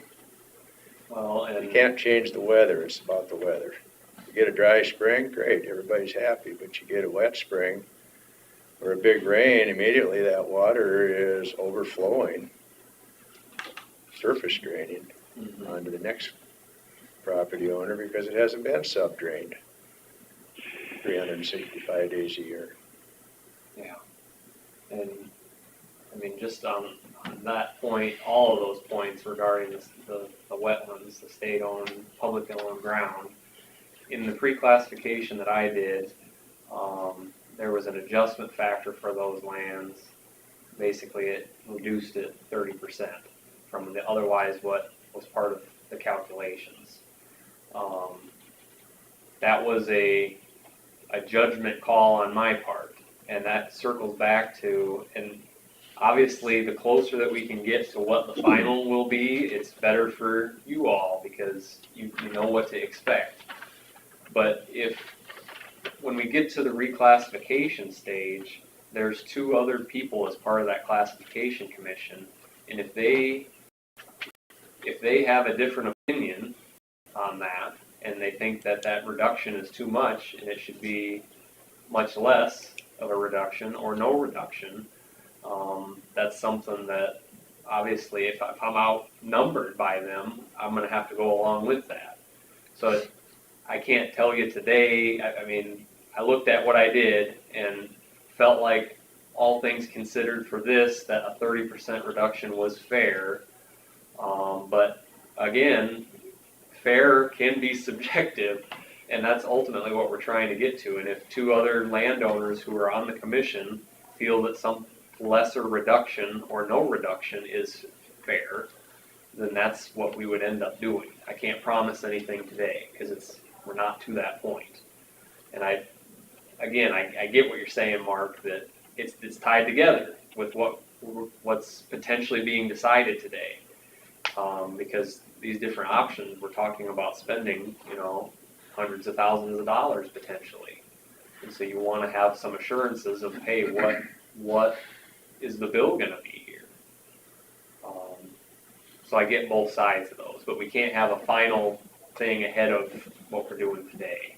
Well, and when the drainage ditch gets cleaned, this would affect that cost too, I imagine, this reclassification. So there's no drainage ditch as part of DD 89. That would be in a different district. I believe it flows into DD 101, just main open ditch. So we're not reclassifying that. But as far as what they would pay if the DNR ground, what they would pay. For an open ditch cleaning? Right. You're only talking about the tile here? Yes. Yeah. So any ditch cleaning is the same. That's not going to change? that's not been approved or considered at this point. But it will be reflected if the classifications change. What he's saying is Yeah. down the road, all of a sudden, you need to clean the ditch, and they get off, and it's just gonna put that much assessed value, against all the rest of the landowners. If you let them off on this one, down for future projects. Right, that would be if DD 101 is reclassified, and I don't know if it has been in the last, 20 years or anything, I don't know, I didn't look into that, but if it was reclassified, that could potentially come into play there, where they would have a reduction. And it's not, I talked with somebody on the phone about this project, and they mentioned, well, it's not outside the realm of possibility that those wetlands could someday, if things got wild, we don't know, they could come back into production. It's not impossible. Yeah. Um, Well, they're 99 years. So 100 years yeah, or less than that. 80 years from now, some of them will be coming back out again, possibly. We don't have to worry about it. yeah, On the right-of-way option, sure. would that go all the way across the farm, or is it just a portion from the east to the No, west? we could, so there's a hill in the middle of the farm, and we wouldn't look at acquiring right away through that hill because there's adequate cover. So how many feet from the ditch, from the open ditch, would you be coming back? I don't have those numbers in front of me, but I know when we were looking at replacing the shallow tile near the ditch, we were looking at the first 1,200 feet. Okay. So it'd be something like that. And then through the peat ground on the west part of the farm. So there are a couple of flags on the west side. Is that the area where the tile is? Yeah, Are they holes there? Or? that's the blowouts there. Okay. Okay. So we've got a similar situation. We got two places on our farm where the tile was too shallow. On the next to dredge ditch, I actually formed the waterway and moved that tile over into the hill. And then I just voluntarily don't farm over those shallow sections. Could that be an option rather than the right of way? Just put that into grass, and we've got some double walls, so there are places I can cross if I need to. But, and it is an inconvenience, but it's manageable. I mean, I just stay off it. So could there be another option of, rather than having right of way, to keep from going to the right of way route, just be a voluntary thing where I don't farm that, I put it in grass and leave it alone. We haven't had a problem with the grass getting into the tile and plugging the tile. But as long as you keep the trees and buckthorn and all the other things that like to grow in and out, I don't think there'd be a problem with the grass. Yeah, so with right-of-way acquisition, there's a monetary payment for acquisition of that land, basically, and taking it out of production. With that, there wouldn't be. So that would be the difference there. The right-of-way acquisition would be non-voluntary, let's put it that way. If it was a voluntary thing, it'd be up to Alan on whether or not he wanted to do that. And I guess just with the main tile and how shallow it's been, and it's been that way for 50 years, I get all that. But I do just want to make it clear, like, if you're in a drainage district, you have certain rights, and just because the last landowner put up with that for 50 years doesn't mean that was what they had to do. There's rights with the drainage district of keeping it in good repair, and so if there's breakages or if there's issues, and I know there's an element of this of being a good neighbor and everything, but if there's breakage in this 30-inch tile that everybody else drains through, you know, really something needs to be done about it.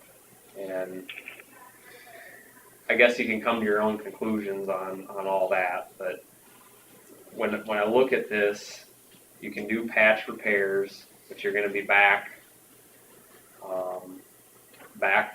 patching it again and again and again, and it's an inefficient way of doing it, and you can fix it once, and it'd be fixed, but it'd be more cost. You can spread that cost over a period of years. Those are all just things to consider. I guess with the right-of-way option, I really would recommend against going that route. Drainage districts, the whole purpose of them from the beginning was to help drain. And this, just if you put it in a right-of-way or a voluntary, say we're not gonna go over it, it's not gonna fix the problem it's not gonna fix it permanently. This part up in right by the ditch, that's not farmed, and there's holes in that. So it's not a perfect solution. And then once you take that right away, it's done. I mean, the district has that, and eventually something more is going to have to be done even within that right of way. So to me, it's to take that land from somebody, even though they're getting paid for it, but to take that land for a temporary fix to this problem is not something that I would recommend. Yeah, that's what I'll say about that, the right-of-way acquisition. It is an option. We had the same thing with the shallow tile, it would freeze solid, and it would break, but since we've done the double wall, and I moved that short section into the hill, I just had it done. We haven't had a problem. It's been probably at least 10 years. We haven't had any problem. Before that, we had blowout after blowout. And so, I don't know, you want to maintain it to a level that there's the least amount of disruption to your farming operation that you can have. But if you could have two portions that could be repaired, and put into a condition that they would last for a while, I think that would be a fairly decent option, and avoid the right-of-way, just so it's not taking his land and still solving the problem. I don't know if that's a viable way of going or not, but if you look at it and say it's not, then that's probably what we have to go with. What type of soil do you have where yours is shallow? Well, we did have some of that sand, where the tile was actually getting down into that silty layer, and it was washing out from under it. And we did go in and put dirt in there and rock and got it so it was stabilized. And I just stay out of that area now. I have it in a grassed hayfield, basically. It's a waterway, and a lot of it is waterway. And I just hay it. In the first couple of years, well, actually probably the first 5 years, I had to redo it 5 different times because we kept having those huge rain events. And as soon as I'd get it fixed, it would wash out again. It was so deep I could stand at the bottom and I couldn't see over the ground. It was over my head. I eventually got that section by section, put down an erosion control mat. I had already put in the fences, the fabric fences. I had done all that. They washed right under them. Finally, piece by piece, I've gotten it back, and unless we get another massive flooding event that says you were foiled again, right now it's good. But it's taken quite a while to get to that point. When is this reclassification going to be done? So I would say it depends on what is decided as far as project here.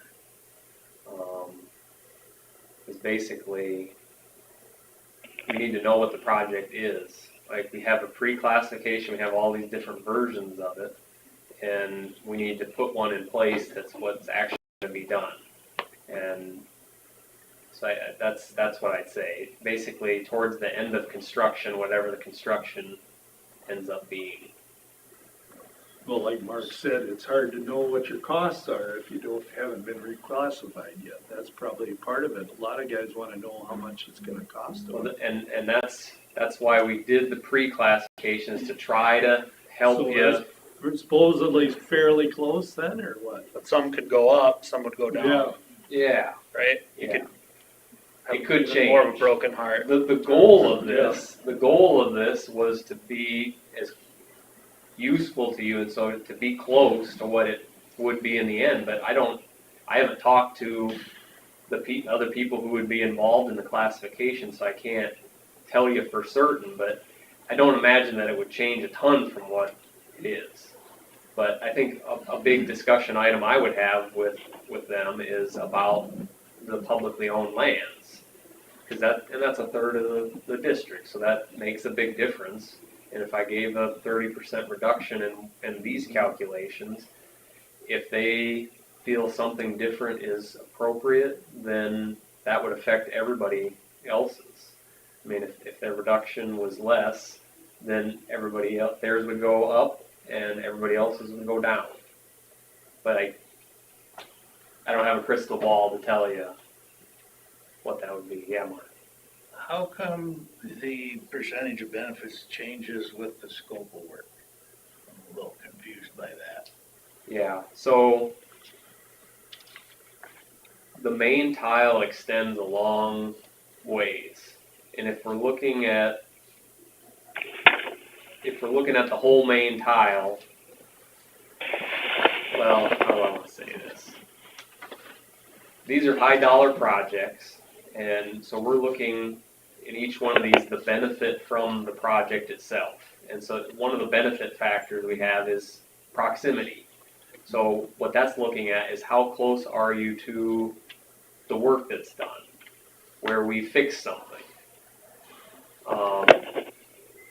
So there's different numbers, and the one where we rerouted it, there's different factors in there because a lot more work is done on in that first property. So there's more benefit that's focused there.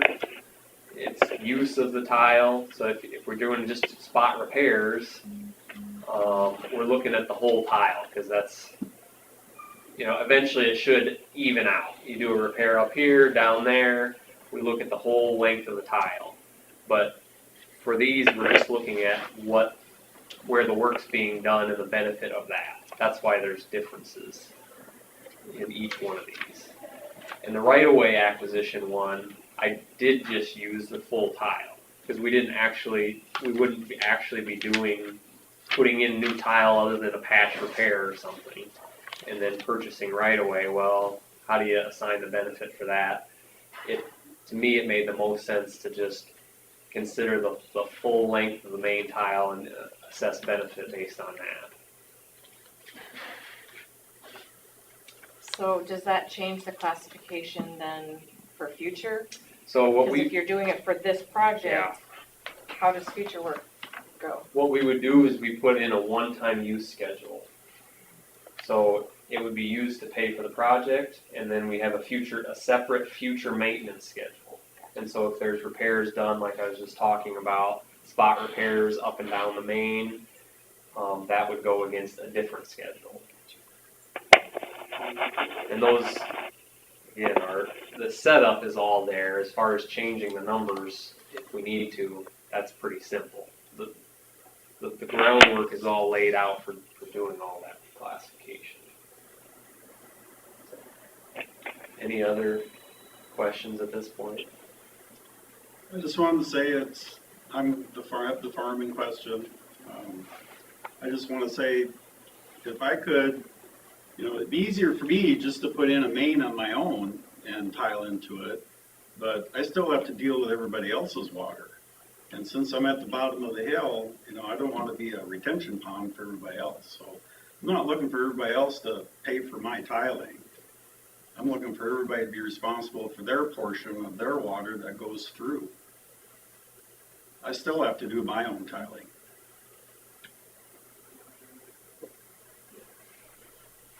I'm all for fixing the main, but lowering it, the tile's working fine. just so you can farm over it. When you bought that farm, you knew what you were buying. That's what I'm looking at. That I don't think that all the neighbors should have to pay to lower it so you can farm over it, because it was that way when you bought it. That was the reason why we didn't buy the farm. But it's, tile is like a tractor or a combine. You have to do maintenance and sometimes you have to replace And that's what I it. said, we'll fix the blowouts in that. But it's just gonna be more and more blowouts. Not if you quit driving over it with the grain cart. And it's literally exposed over on the east side.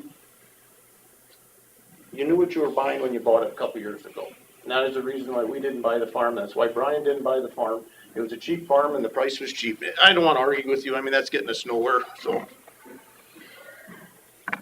How many votes for and how many against? Let's get it over with. I just got, I'll read through some of this stuff, but I've got another one just, So, what we have in written responses is there's eight landowners who voted no to all four options. I guess it's 5 options. 1, 2, 2B, 3, and 4.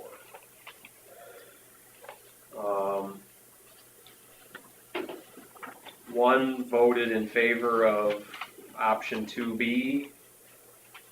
One was in favor of either option 3 or 4. And one just said that they were okay with any of the options. He was small. So are those people that are in here, so do we need to now hear from anyone who wasn't? A couple of the people here are renters that their landowner had sent in letters. Okay. But a couple are here that had given a letter.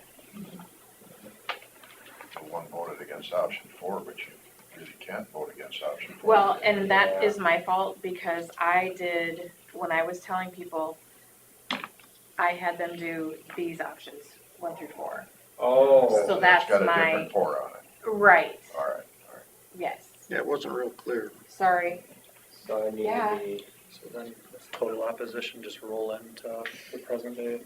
Well, Option the 4. other one is his option number 4, Right. which is to just repair, So, basic repair. So that, the total opposition would be considered that.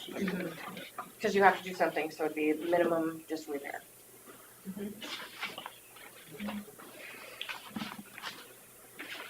So have we figured, anything for remonstrance on I this? have not heard what conservation and the DNR want to do, and they would be a big decision.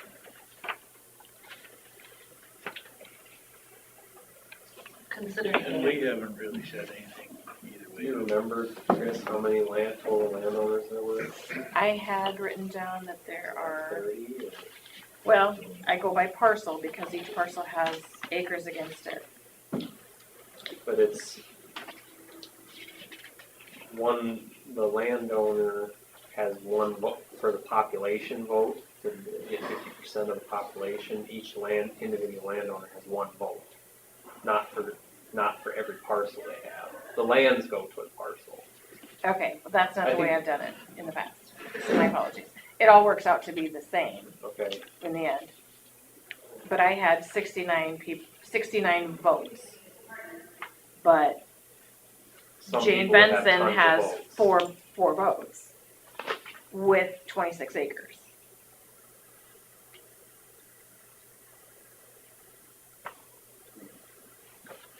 And we have no You drainage. get a vote for each parcel. It's all with That's, I think we had that set up.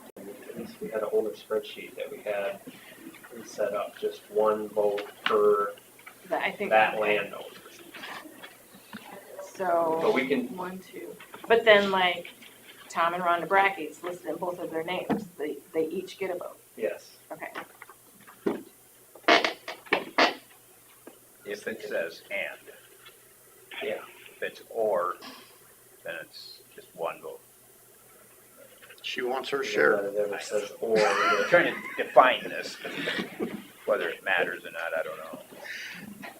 Yeah, if it's an entity that has both people's name, if it's one entity that has both people's names in it, like a trust or something, that's one vote. 34. So as far as population, then We we've need got 18. 8. We would need 18. We'd need more than 18. Right? Well, 17 is half, so. Oh, right. 18. Yep. And then there's 951.49 acres because I took out secondary roads. So we would need 666.04 acres. So 18 people with that many acres. DNR has 179 acres. Al Johnson has 118. Ivan Johnson has 135.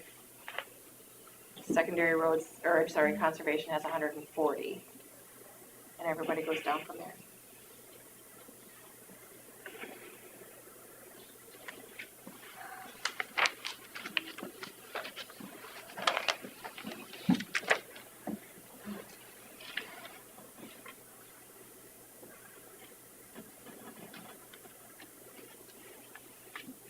So do we need the DNR and conservation to weigh in on this?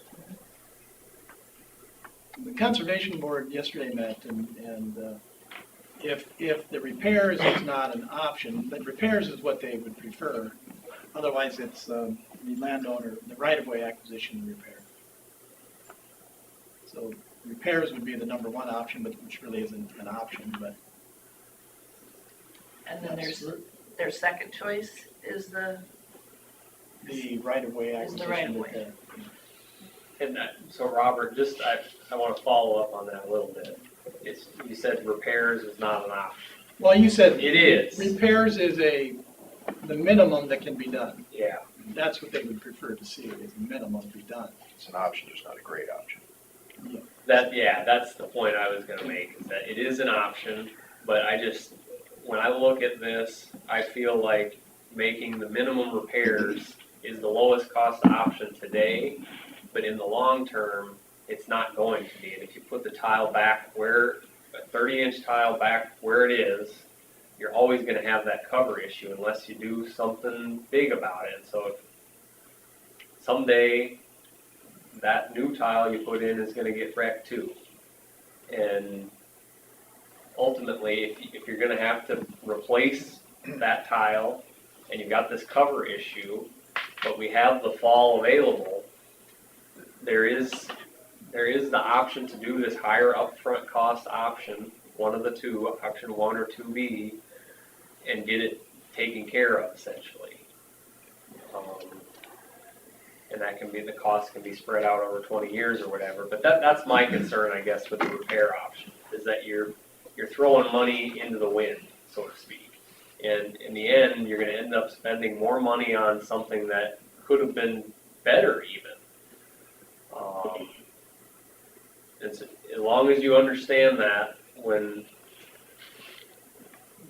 I'm happy. I mean, you guys got to make the decision that you feel is in the best of your interest. My job is to evaluate it from an engineering perspective, give you my opinion, and try to help you understand the pros and cons to the options and respect your decision in the end. Could get lucky and have there not be a lot of repairs that go on there. The west side hasn't been a big repair over the years. Well, and it's a 100-year-old tile. A lot of those, not just this district specifically, but we're seeing more and more of that, where the tile systems put in 100 years ago the condition continues to deteriorate. And at what point do you say making these spot repairs is a waste? We should just take care of it. A lot of times that's due to, you've got increased pressure on the tile internally because of the increased tiling done. And then you've got the deteriorating tile besides. Mm-hmm. you repair 50 feet now, it's just another 50 feet in a year or two. It's not gonna get any better. Of course, it's kind of a bad timing because property taxes have all went up with the new assessments. So landowners have that to deal with, plus this to deal with. Kind of a bad timing issue, part of it. If it makes you feel any better, housing taxes went up higher than land taxes, it's a percentage. I don't like either one. I'd like to speak for the Ivan and Phyllis Johnson Trust. We would have the same feelings as county conservation. Meaning repair it. And you were not one of the letters? We did not. No, they did not. Okay. Well, that's what we need to do, is we need to get the percentage of the land and the number of, get a count on that and see where it's at and just get it over with here as far as. Yeah, and what I would ask for, how this works is to meet remonstrance or make decisions, it's about objections. And so objections have to be filed in writing at or before the time of the hearing. So we're in the hearing, so you can do that now, but it does need to be in writing. So if they have an objection right now, just ask for a piece of paper and. Yes, and that's what I'd ask. Submit it. And we've got to, I guess it'd be nice to define which options you're against. Because if we just say no, then it's. Right, and I've told everyone, they've all done all the options. They had an answer for each option. TJ, where are you guys at on? So, as the I've got state goes, the DNR, it's not the same pot of money that we use to fund our department to buy these things, my positions, those sorts of things, that we use to pay assessments. So assessments come out of the general fund. That's tax money to the state of, you all pay, we all pay to the state of Iowa. So I've been directed to, in this instance, to go with the repair to the main, not to go do something above and beyond that we're required to do. And I'd be curious too, Colin, as far as the 30% reduction, I've never seen that before. I've been to a lot of these meetings, and I've never seen us get a reduction for state land. So is that because it's state land, or is that because it's in the restored wetlands specifically? I'd have to look at, I'd have to look at specifically what the code says there. I believe it says state-owned wetlands. I believe is the exact Or term. public-owned wetland, or how does that differentiate with the county? Right, I'd have to pull that up to see the exact, I don't recall the exact language in the code.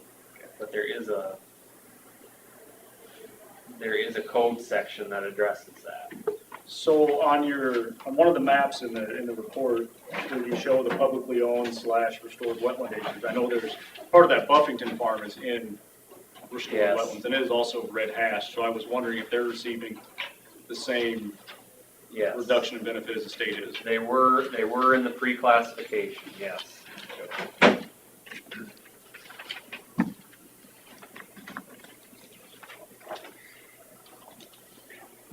And that is a fair point, because I think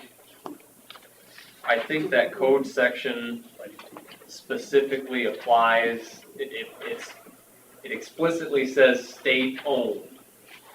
And so technically, I guess with the county or private, even if it's permanent wetland or something, we wouldn't have that statutory requirement to make a reduction. That's something I should So look is that into. something that has to be determined by those two unaffected?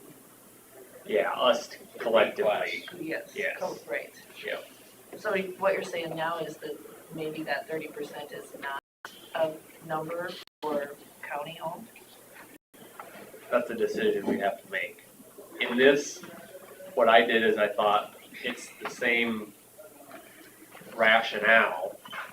So if you look at it in terms, like ultimately it's in terms of benefit. And it does say that, yes, state-owned land, you're only supposed to account for the benefit received by the excess runoff from the wetland. But ultimately, it's benefit, and so if we look at the benefit side of it, You were thinking it was equal. yeah. But the only part that's mandated is the state part. Yes. So conservation's bill would go up, but everybody else's would go down a little bit at Could. that. Which is, What about like Aaron? Does he get reclassified? at the reclassification, they would take into consideration. And he has no tile and no surface water runs into it.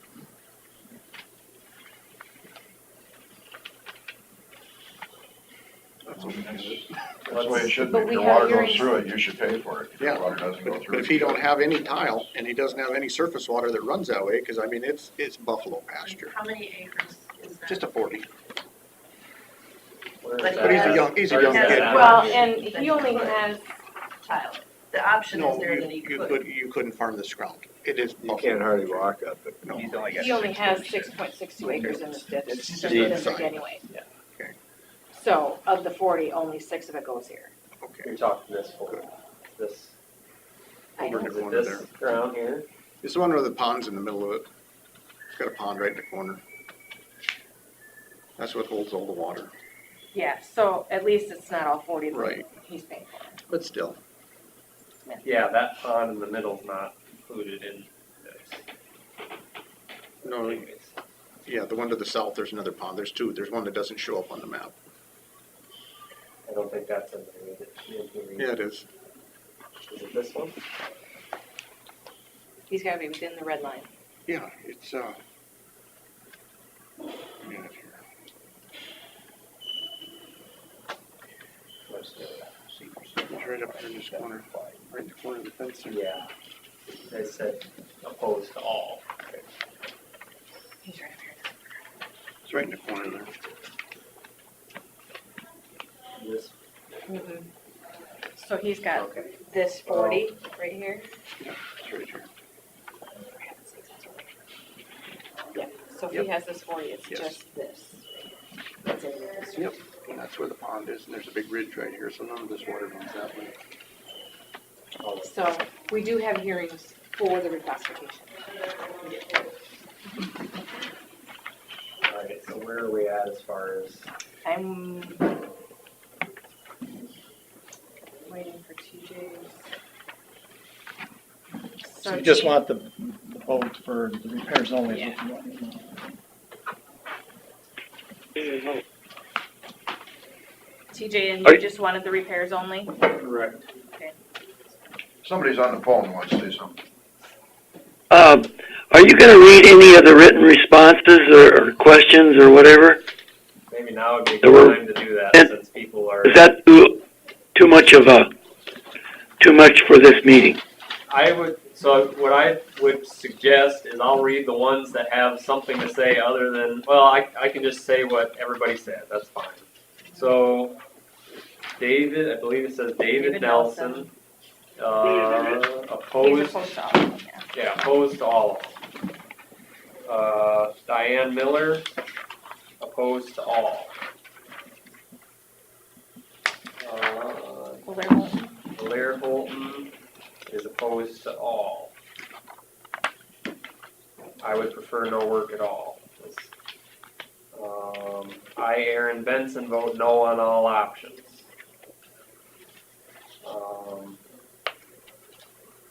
Alan Johnson, I'm in favor of option 2B.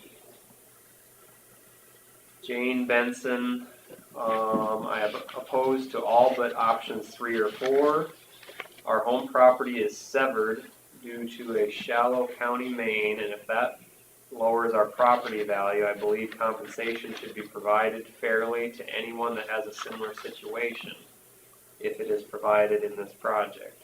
We chose to set aside the affected areas to prevent damage to the tile, and our actions have been an inconvenience but very manageable.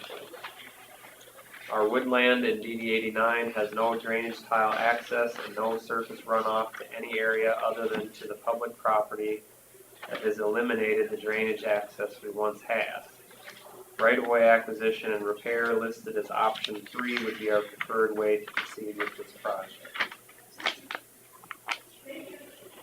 And then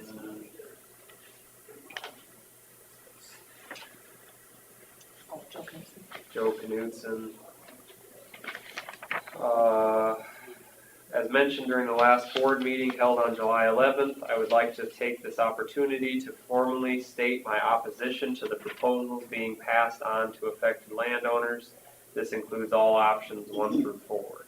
This position is for the affected parcels previously owned by Jay Knudsen and now currently owned by Mark and myself, Joseph. The parcels we are responsible for are currently enrolled in a 20-year contract for USDA wetlands and are seeing neither ill effects of drainage or improvements from the proposed project.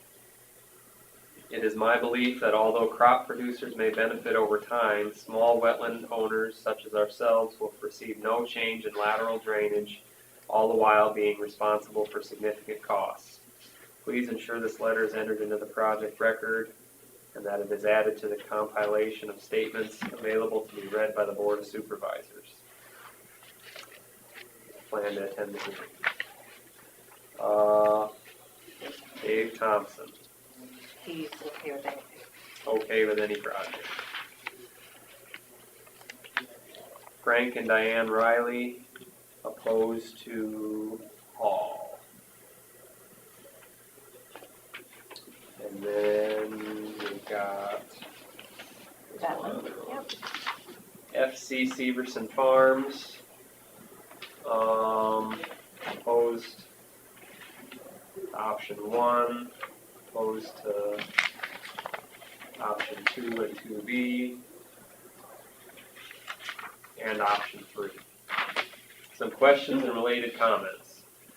Can the DNR please inspect their property for any tree roots that may be over their drainage lines to prevent future plug or broken tile? Otherwise, it will cost everyone in the drainage district, including the DNR, more expense if a petition is filed. Are engineering inspection report and administrative expenses included under the 2B option, which is an improvement, not repair, project expense quote I received in the mail? The answer to that is yes. It's the whole project cost, not just construction. The petition process, which I understand is the law, but in my opinion is too rigid. A petition is filed and then the Board of Supervisors requests an engineering inspection report. Is more that I do not understand. Why can't there be some type of problem-solving meeting with the Board of Supervisors, landowners, government officials, maybe an engineer outside the Board of Supervisors meeting before a petition? Potential petitioner informs, it's before a petition. And then in parentheses, potential petitioner informs Board of Supervisors via email, phone, etc. Before a petition is even filed when you have costs of this magnitude. No resolution at the meeting would result in a petition. A resolution at this meeting would save drainage district members some money, future time at board meetings, and a lot of downright animosity or contentiousness among landowners in the future. I felt and currently feel totally blindsided by the current process. Unfortunately, I cannot attend, but we will be on interactively. And whose letter was that? FC Severson Farms. I did vote for 2B, but I can understand other people's opinion on this.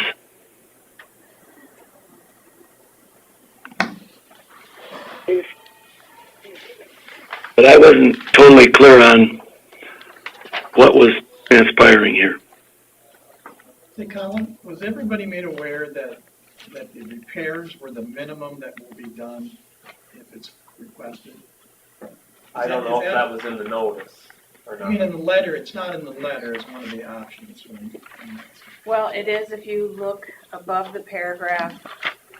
It is in the engineer's report, I'm not In sure. the report it is, yeah, I saw that, yeah. Well, it's on, where's, with the letter. Maybe it is in the-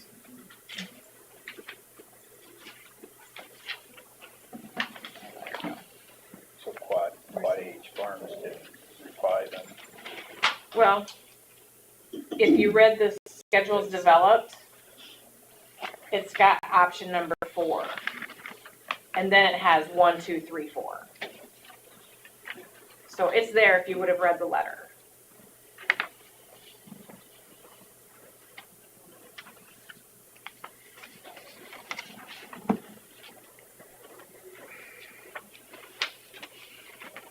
Hey, Robert, I guess, what's your thinking with that? Like, if people didn't know that repairs were, No, and I Gonna be guess I required, see where, Chris says it's in the, and that's under the schedule. But I don't know who knows that the repairs are, so if I understand it right, the repairs, if he requests the repairs, that can still happen. Regardless of the vote. It has to. Yeah. So that's what, as long as everybody understands that. Some people may have voted against that, but they really can't. in that sense. Right. Yeah. If the to project, if maintain it it. ends up being over $50,000, it has to go in front of the board though, right? there has, No, they raised it, no, Did they raise it? Oh, yeah, it's like 180 or something. Really? so there has to be a hearing though if it's over 50,000, which this would be the hearing. Oh, Is it yeah. still 50 for that? For having a meeting to invite the landowners in to inform them of it, yes, it's still 50,000. I mean, even. But you don't need an even if it was engineer's higher, I'd report. still rather talk to them. Yeah, Oh, exactly, yeah, that's for the sure. point We of wouldn't. that. If you're gonna spend a lot of money, at least they know about it. It's the report requirement, getting an engineer involved and having engineers report for repair. So right now, I'm just kind of looking at numbers. 2B is the only one that looks like it's even a possibility to get past the remonstrance. You'd have to do the numbers to make sure. And I'll read these last two.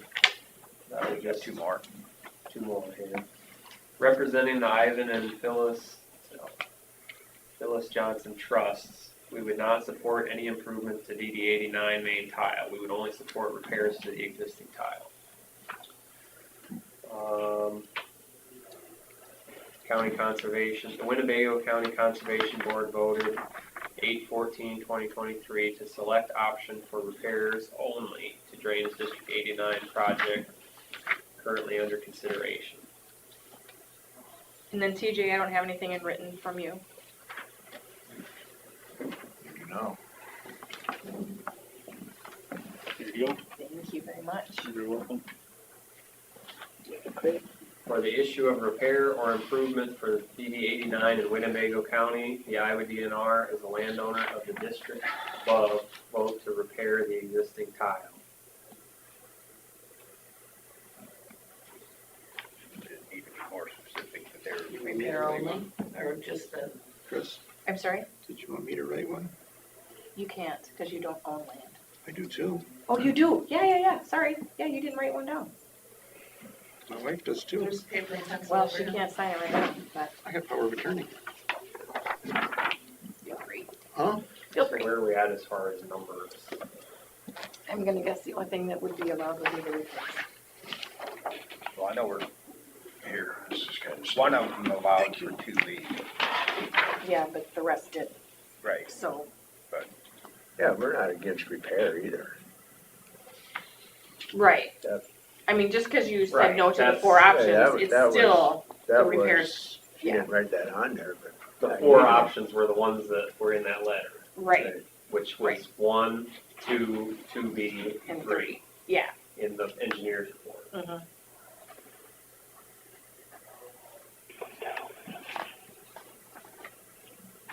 I'd have to say no for all the others, or just No, that good, you know?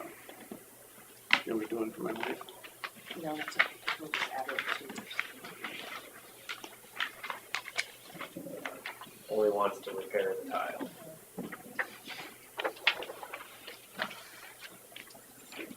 So, do we need to do, should we get a count on the remonstrance? Because basically, if remonstrance is met, the board doesn't have to vote at all. other than, I suppose, To moving accept forward with repairs. Yeah, to accept the repairs.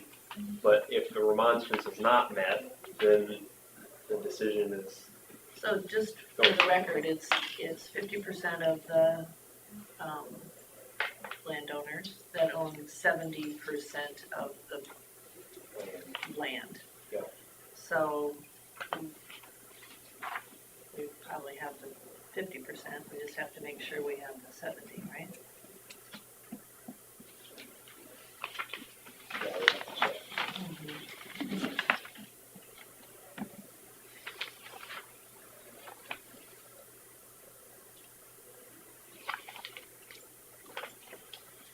So what about the engineering fees on this?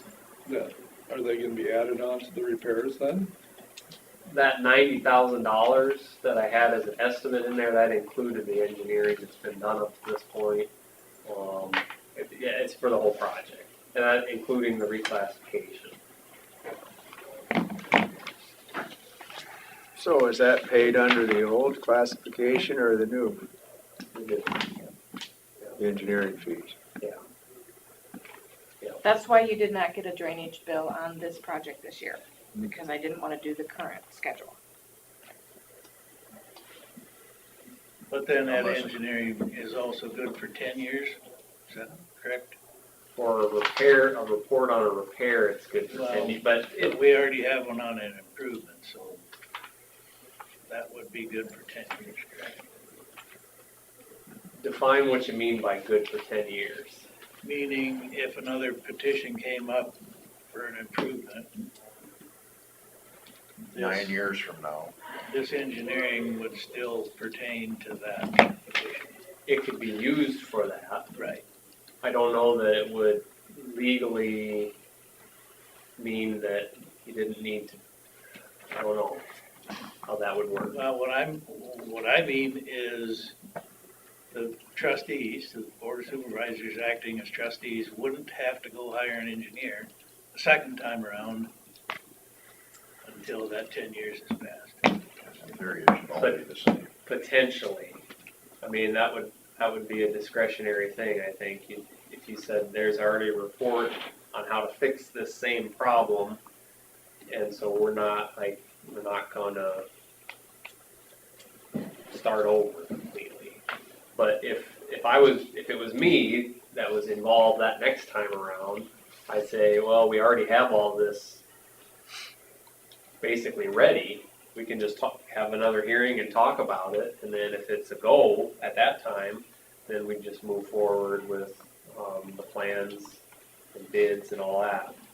Just pick up where we left off. And the numbers would all change, Yeah, Yeah. the dollars. because the cost of tile, I'm sure is gonna go down, so Yeah. it'd be better for everybody. And labor goes down. Yeah. And Well, just- engineering fees. Just in case the government did take it out of the wetlands, you never know. You do never know, that's true. You've already got all the stuff you need for 10 years. Price would be different, but I think it'd be longer than 10 years in a sense. that'd be big. It's always gonna be roughly the same. Yeah, we have They paid for 864.5 tile acres. in the 50s. They pay to take it out. So the options. Well, there was one that was included, 2B was okay, but did you take that one out on? That was the one on the phone, wasn't it? That was Right. Severson's. Yeah, But but, even with that one, I had close to 700 on right. 2B. And how many, what's the? 666 was a How many votes? threshold. Yeah, that might be the problem. 19. 18. So we have one over. We have one over, So it is a remonstrance. so it is a remonstrance.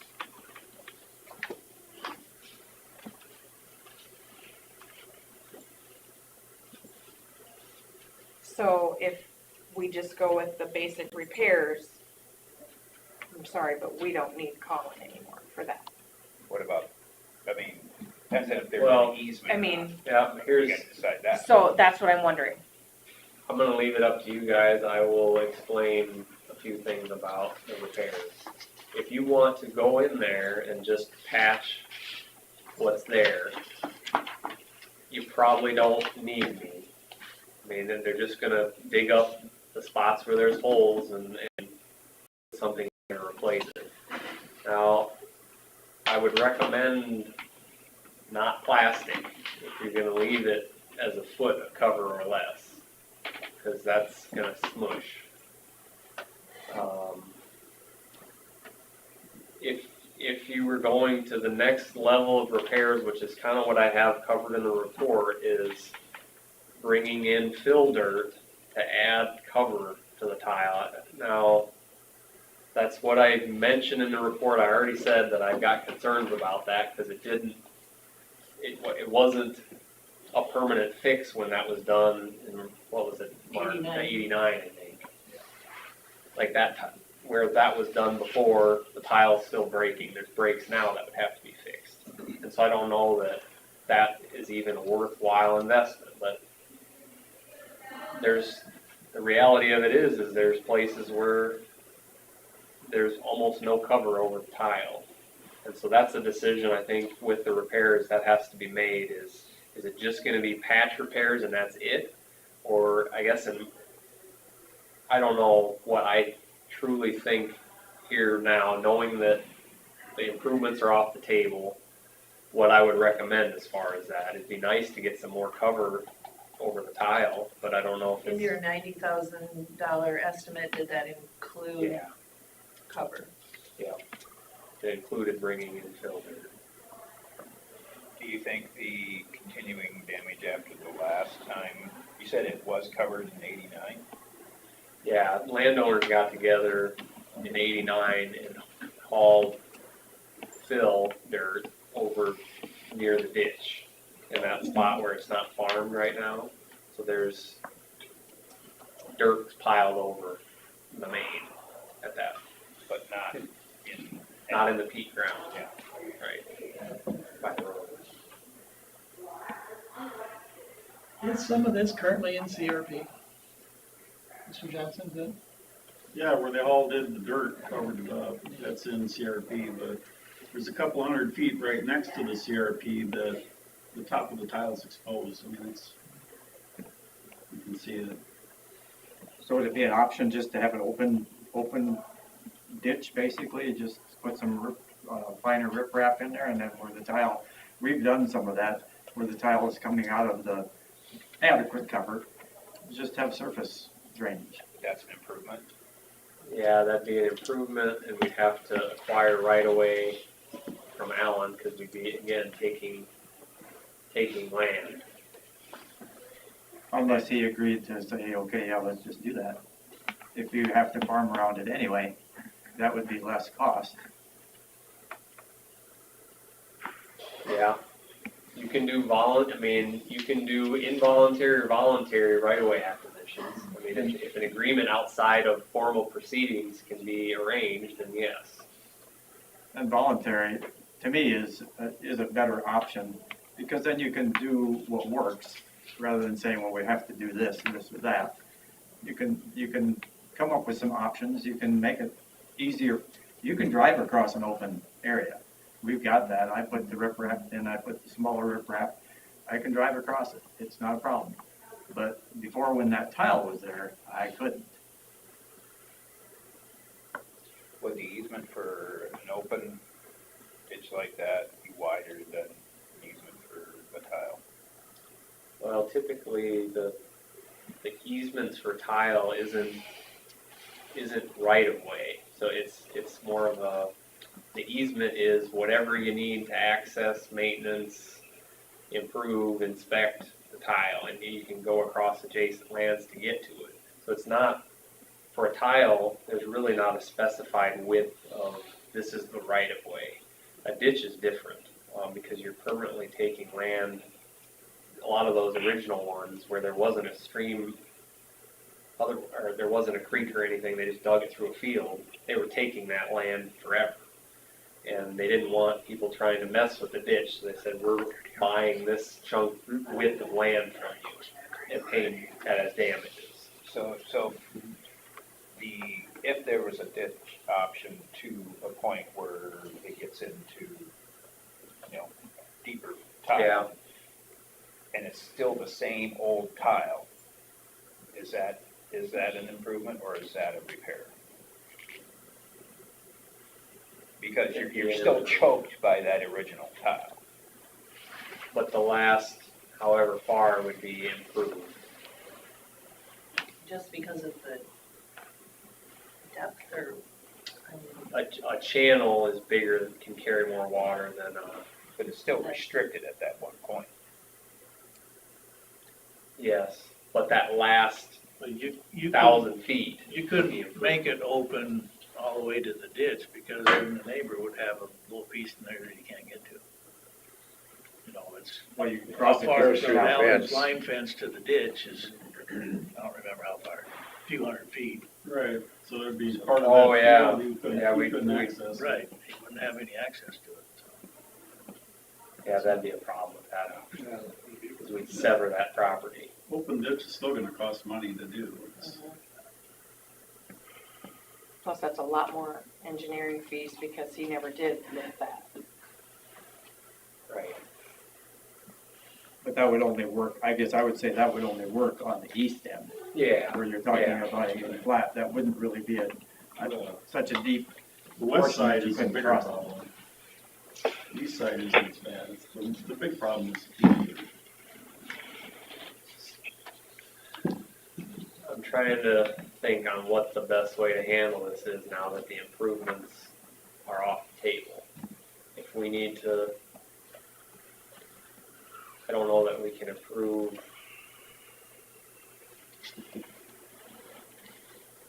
You could approve the report with the repairs, and that's $90,000, and that would be adding fill dirt over.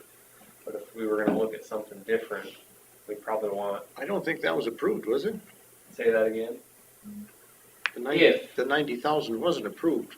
I You said have to do if it's something. approved. Yeah, Yeah, but to haul in dirt, I don't think that was approved. I thought everybody just kind of voted to repair the tile. Nothing's been approved at this point, but but in his 90,000 was to bring in some fill. Yeah. But most of the people voted no for all of it, for number 4 too. But it's a repair, so it's They not. just said responsible. repairs. Right, but option 4 was just repairs. Yes. He I included in would that consider 90,000. that to be part of the repair. But how much fill? I don't have the numbers right here. Well, that is the huge dollar It's amount. adding a couple feet of fill over top of it where it's shallow. so you're suggesting just fix Fix the the. retop, yeah, and just and cover it not up like it put was any and, fill. yeah, put it back to where it was when he bought it. If we do that, you don't need an engineer. Right. Because unless they open it up and the tile is just falling apart and they have to do a lot more replacement than what, Just start digging The until you 50 get good feet. tile, yeah. then it should be less than 50,000 as far as the construction. Exactly. And even if it was more than 50,000, we've had a meeting, I mean, everybody knows about what's going on. Yeah, I don't think nobody's against fixing the tile. But to haul in 2 feet of fill on top of them. Yeah, and I'm not convinced by that, that's why I brought that up, because I'm not convinced that that's It a didn't good work solution. already once. It's not gonna do Why that. do it? If you haul dirt on top of that in the peat, it's not gonna do anything because that peat won't support it. It's just Yeah. gonna flatten out and be right where we are today. So Yeah. just fix the tile and be done with it. Yes. How many feet of tile were you figuring? The estimate was 50 feet. Okay. And it was RCP, and that's just as, if you're gonna do this without engineering, I would strongly recommend RCP and not flexible pipe. The right way to do it would be to put in the RCP all the way across the peat and then you're done with it. How many Otherwise, feet is you're that? gonna move in, do 50 feet again later, 50 feet again later. We got time. So you're just Yeah. saying fix what is broken right now? Yes. Is that what everybody's pretty much in agreement with, to just fix exactly what's broken? And over time, it all may get replaced. It's possible, but it's also may not. Water under the bridge, but the unfortunate thing with that is you do have an opportunity to lower the tile because the fall is available there. And if you're gonna end up replacing it, it's better to do it, because if you put it in where it's at now, you lose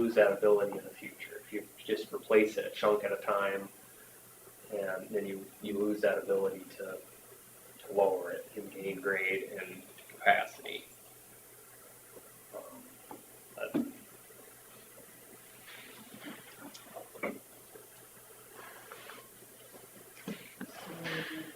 So you just use 9,000 off that. That's what you have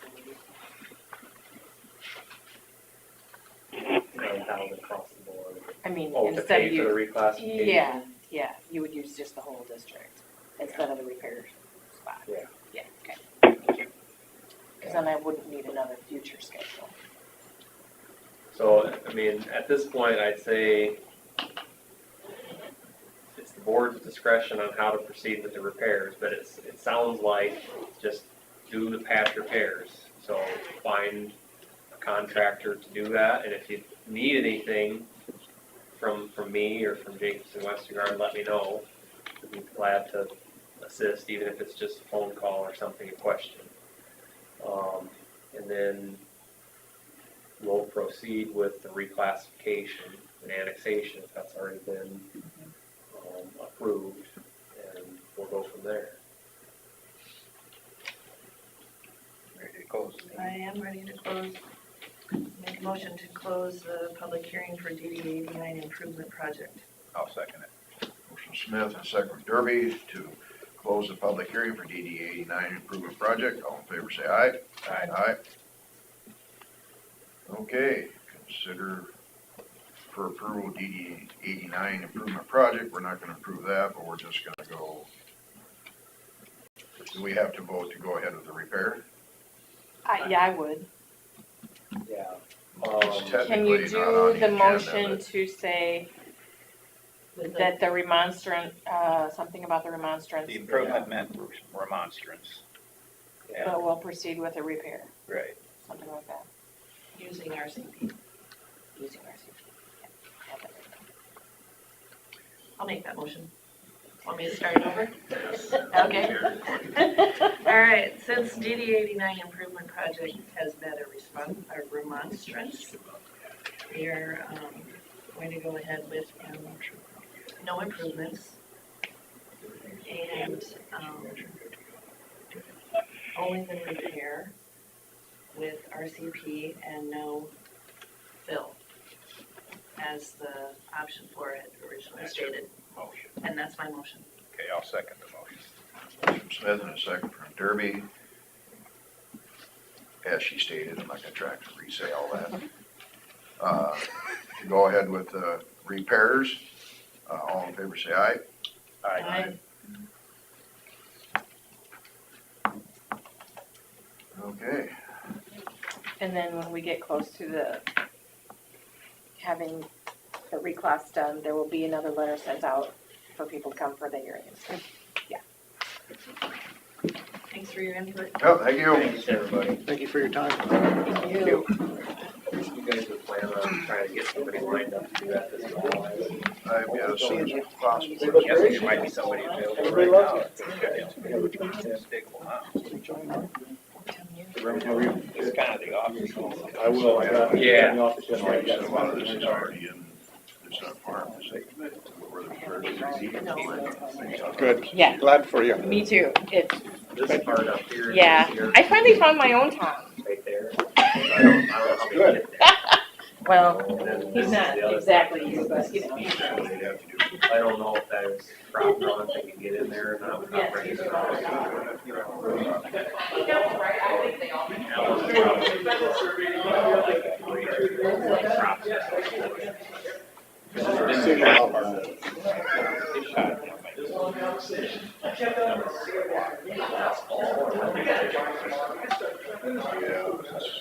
But those holes have been there Sounds good. for a while. I think it's illegal to get the crop out. I should have texted you to see if you need coffee. Has left. I hope you're not just a drainage. No, no. We got our bill.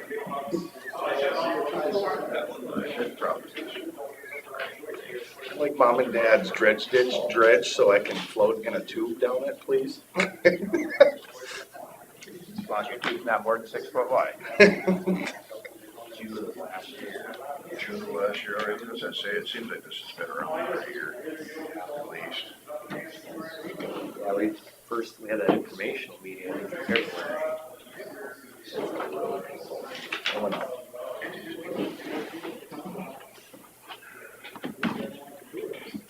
Well. Thank you. So now I can take. Well, at least as long as they understand it and it's their decision. Yeah, that's true. That's true. Thanks. Yeah, have a good day. You too.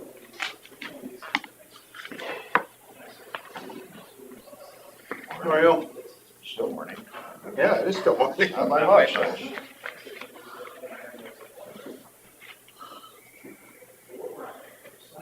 be able to take all this paperwork out. Lined up Terry's carry load, huh?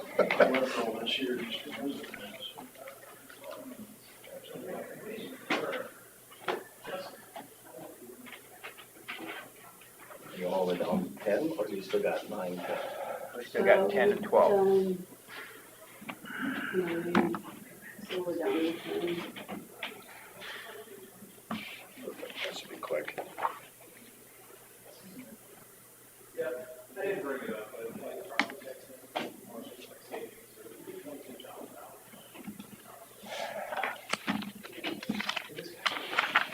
Wait, I guess you stammer and payroll things. As well. Don't worry, I'll take care of everything here. Yeah, well, I'm a little dictator anyway, so we'll let you have it. Yes, I am. No, not. Yes, I am.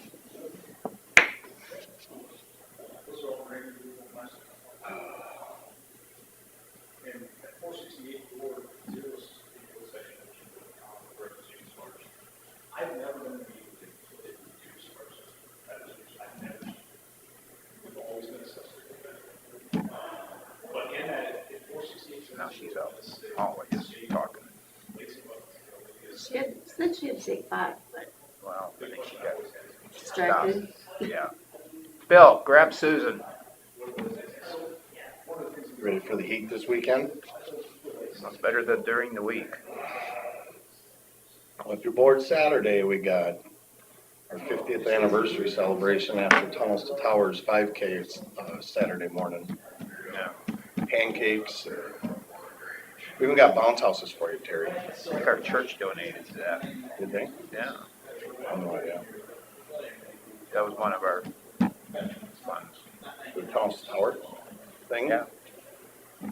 It's kind of cool. I did it 2 years ago. It was kind of a cool. I did it a couple years ago. I think they're one of the ones we really appreciate what they do. The fallen. The gal that runs it is super nice. Amy?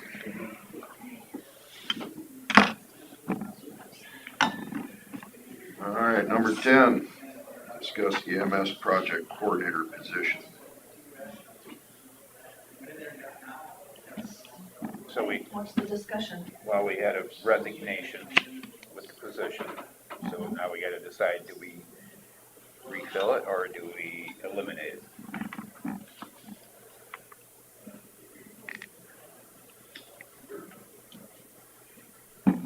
I guess I always thought it was a good idea originally to have someone responsible that was going to be at both of the meetings to report back. Someone that doesn't have skin in the game, in a sense. Well, and not one of us. You know, or Carla, you know, not you, not one of us. So the duties of that would, in your mind, be what? We never did define that. No, I know. And that's the problem. Like, there's no job description, so what is that person supposed to do? Well, at this point, we probably just need, And I've been to pretty much all the meetings anyway, and I would go to the other ones if I knew that I needed to. So, I mean, basically, mean, is there a reason you don't want me to be that person? No, I just thought it sounded like work overload. Well, it is work overload. I mean, but it's gonna be less and less now that I would think, now that we're getting to have, we're having less meetings. So I wouldn't think that we're going to start having a ton of more meetings again unless something crazy happens. So in that thought process, would you say that we would, be directing you or appointing you as EMS project coordinator, or would you would just be a liaison? Well, I've been doing it anyway, you know, Because part of the job originally of the coordinator was to almost review the bills coming in to make sure it fits within the. Oh, and if he had budget. concerns about one, whether it was but we're really viable. not doing the bill thing. I mean, basically, all we're doing is payroll. So, that's not really a concern anymore. Right. That's true.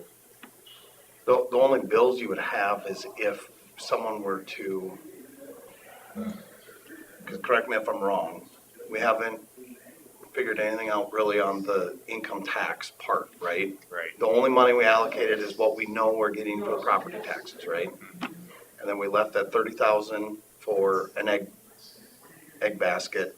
We're gonna try to stick it away unless we have a shortfall, correct? Well, and I guess that's what I thought a liaison type person would be able to help determine where any of those excess funds might be allocated. Because, if Buffalo Center puts in that they want. Well, really, they can't. Because Elizabeth has told us that we can't, the We only, can't give to that anyway, but we No. could pay for a something over there. yes, only very specific uses. Right, but we could pay for a something, whatever that is. So, I guess I thought that person was gonna go, which one deserves it more? Help us figure this out. What did you think of our advisory or EMS association meeting the other night that you were at? Did you feel that was different than what you thought we were going to be doing? Did you like what you were seeing? Were you? I thought it was fine and probably helpful to, you guys. I didn't realize there was money in the budget of that still. Yeah, there's not a whole lot, and it's 10,000, and it's literally sat idle for. The bank was calling me wanting to close the checking account. Is how long it had sat idle. Yeah, I think you guys said 8 or 10 years or something. Yeah. We do have, I guess in my mind, the $2,500, that's what the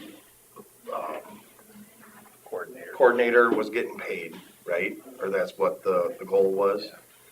$2,500 at $15 an hour, just raw wage, not figuring out any of the other stuff. That's almost 13, 12-hour shifts a year. So that'd be one 12-hour shift a month, let's just say, that we could add to the system. And I know I was going to kind of wait till the open forum, but real quick, the update is like we got Adrian out, and he had his first day in Buffalo Center on Friday. We're going to have a day Thursday with him in Lake Mills. We're starting to get moving. We started the auto dispatch with the paramedic. That's going really well. As long, everyone's still learning, so there's times where dispatch forgets. But I don't know, I'm kind of like with Carla. What are we looking for the technical committee and the advisory council to do between now and budget time?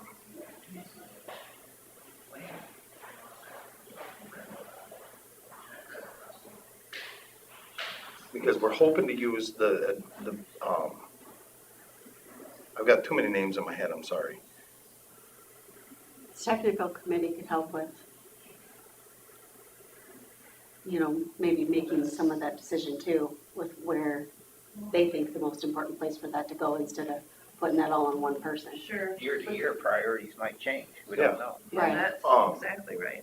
And that's what we were hoping to use, like logistically and management wise, the advisory council to have voices from all three.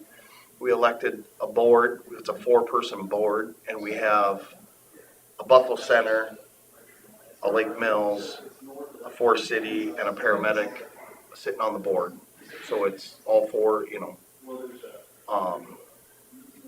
So management wise and help wise, you know, personnel wise, we're hoping to use that. I don't really know.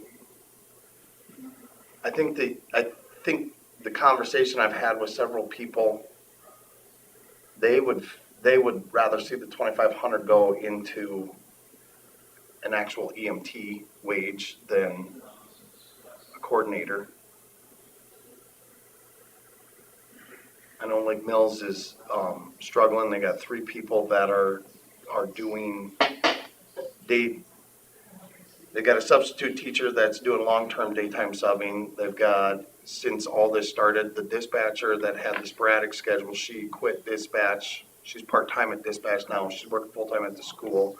And then one of their paramedics took a full-time Monday through Friday day job also. So, like, we're, you know, Lake Mills is needing help. We've got an EMT class firing up end of August. We've got at least 7, if not 8 people from the county that are probably going to be taking that, which will help. But, Well, I guess I don't have a problem if Carla is willing. Certainly. There isn't anybody who knows more about it than you. I mean, not the details. I mean, I don't know that, but I've been going to these meetings for 3-4 years. I was going to say 3 or 4 or 5 I years, mean, I don't know. without technically being an EMT myself, I know more about it than most lay people in the county, I would assume. Yeah, 100%. And if there's one that Carla can't make, I mean, I would assume that the paramedic supervisor that's going to be part of their job is to attend. Well, we expect to see that there'll be minutes Yeah, always. you know, there'll be minutes and there'll be the supervisor, I'm assuming, is going to be required to attend all the meetings and, you know. So there's overlap, I guess I was kind of thinking it would be more of its own entity, not so much of a county thing. We'd see the, you know, we'd see the bills, we'd approve the bills. Carla would say, no, our auditors don't like that. Yes, our auditors are fine. And it would be kind of its own little business happening. And that's, I thought, where that coordinator fit in. But honestly, if you want to do it, I don't have a problem with it personally. How about you? I didn't vote for any of this. You guys can decide it. Well, I'm fine with that. So do we vote to eliminate the EMS project coordinator then? And Where let does some that of- money come from in the first place, that 2,500? Well, it came out of general miscellaneous at this point because last year there was no tax money for there, so it just came out of general miscellaneous. I mean, at this point, I'll agree with him. I guess we'll have it go to a paramedic salary as it. We don't want to be top heavy.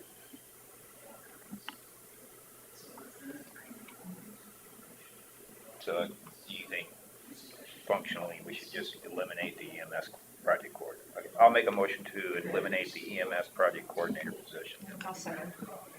Motion Derby, a second for Smith, to eliminate the EMS project coordinator position. All in favor, say aye. Aye. You guys want a little brief update on where we're at, or do you want to move on to payroll? We could do it while we're looking at payroll. We have stamping. Okay. I have one more thing for open forum, if you want to go back just for one Forum. second. There you go. We don't wanna miss out on one of them. I know. This is super exciting. Yeah. It's always fun to see where they're at. There's. And I know And that to see who, Is this the final some of the people. You want to take a look? No, I think I got it in my email. That's I haven't looked. In and around, the Rembrandt site, yeah. Around- Should I, up near the, on each side of the data mining site. Oh, there you go, yeah, the good old data mine. That would be the center of the I went out universe and now. checked that out the other day, they've got a little cave in there, there was somebody actually in it. I just can't believe that you can do something like that as a for-profit thing and get away with it.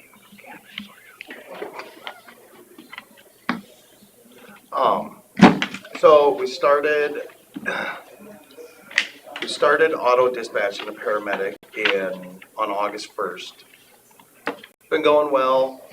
One call that I went on was way down by Woden, a country call. And Buffalo Center and I basically showed up at the same time. I mean, they had normal response. I'm not saying they had slow response time or anything. It was just location and having that paramedic auto dispatched. I pulled in the yard about 2 minutes before they did. I had a call up in the Lake Mills Care Center. They had normal response time again, and they were on scene yet when I was walking in the door of the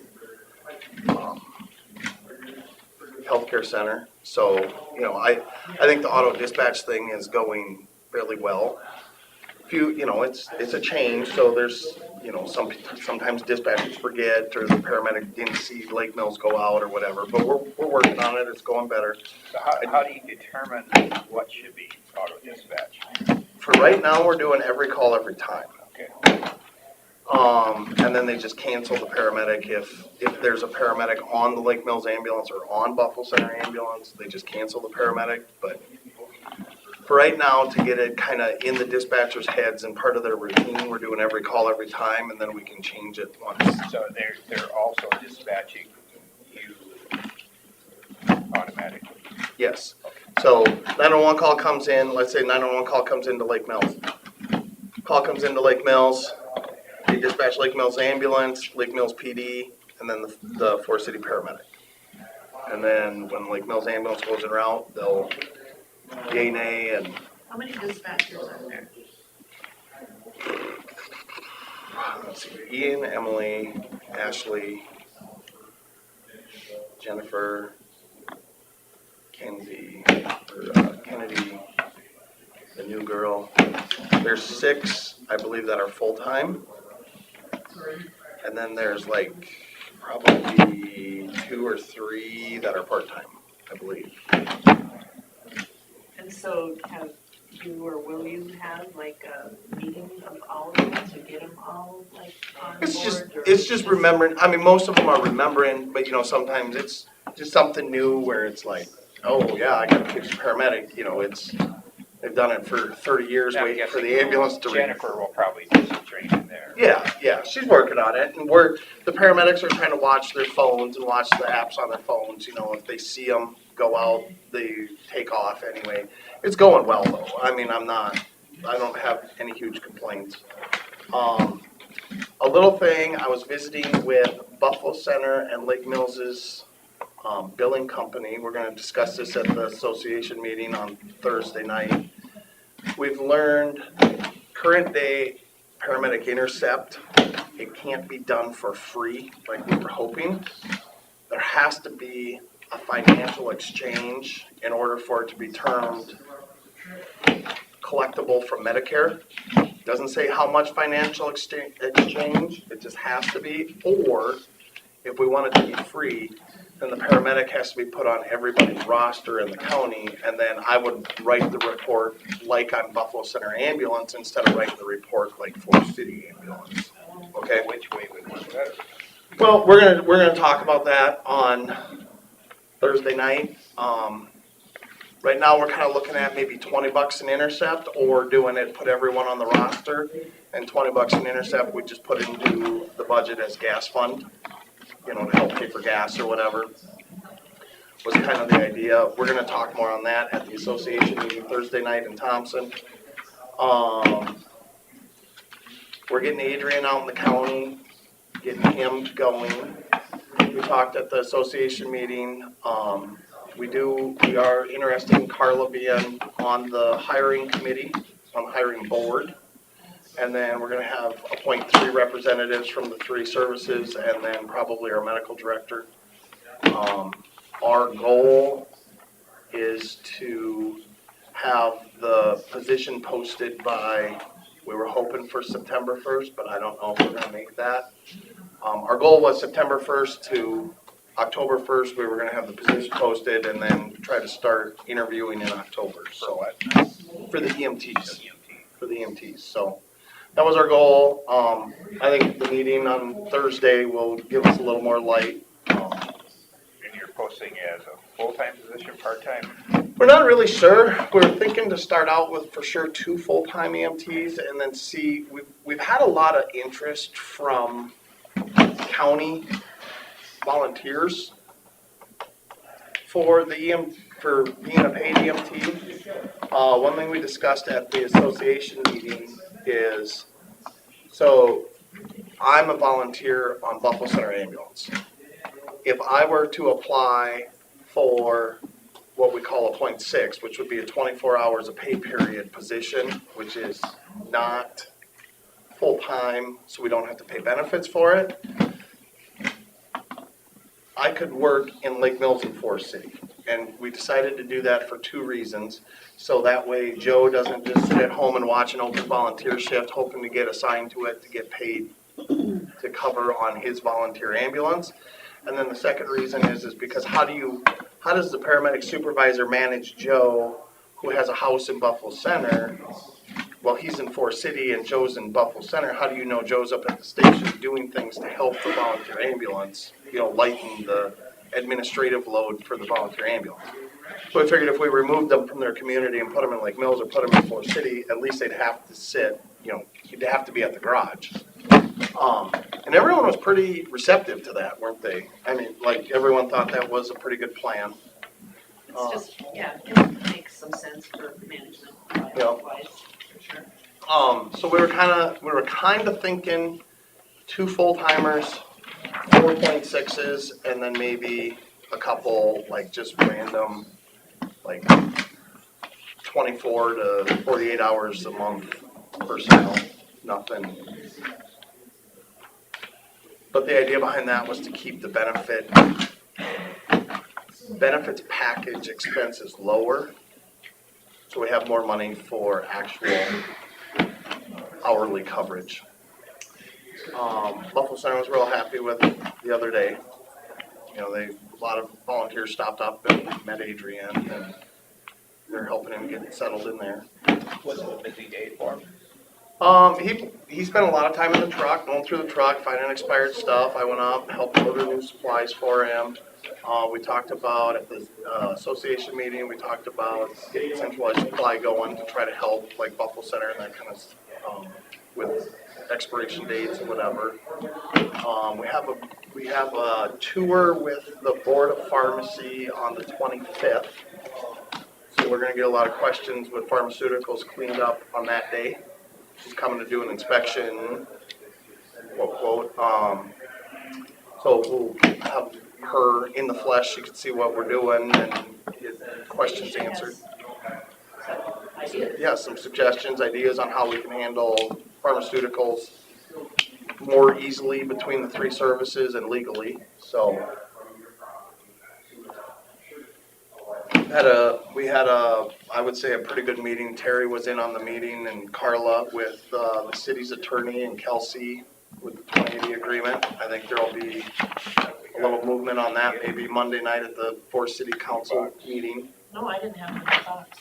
Oh, probably make copies for them, the updated version. Kelly She emailed it to you. The final copy was emailed to everybody. So we got. I got it. We got a couple. I don't think that's the final one. Oh, that's not the final one? That's not the final one. The final one was emailed to everybody. Okay. Yeah, we got the 2080 agreement cleaned up, so then feeling pretty good about that. We've, So was there any, what was the major change or? It was, the billing to us was, instead of quarterly, it's monthly.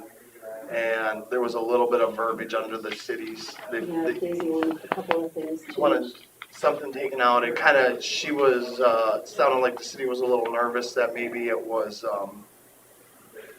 pinning financial shortfall solely on the city of Forest City, which I guess the feeling I got out of the meeting and kind of the way the cities talked is they understand that if there's a shortfall that everybody's gonna have to help a little bit. You know, they expect to help, but they don't wanna be the sole provider of the shortfall. Yeah, but that might be a change next year. yeah.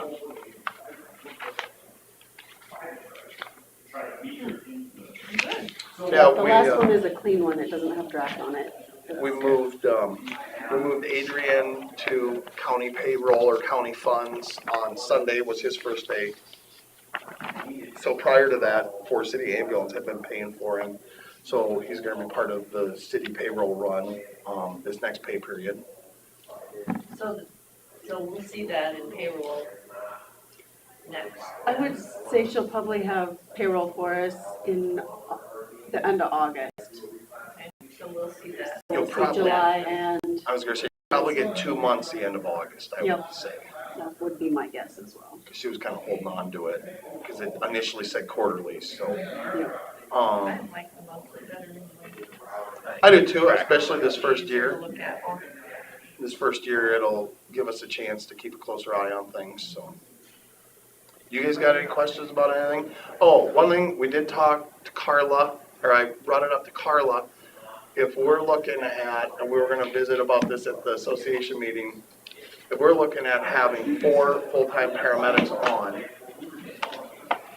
and we're gonna open up the shifts for 4, that gives us 12 hours a week, or 24 hours a week that we're overstaffed, which is where we were gonna put the paramedic in Thompson.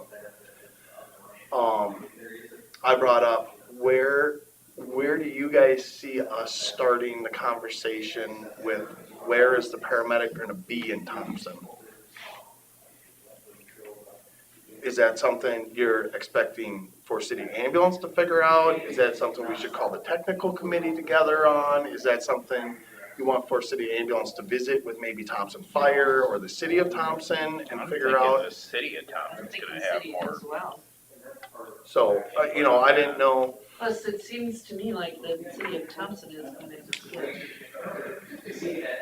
a major benefit, Mhm. that they should bend over backwards. well, and, I mean, not just Thompson, the west half of the county, you know, they're getting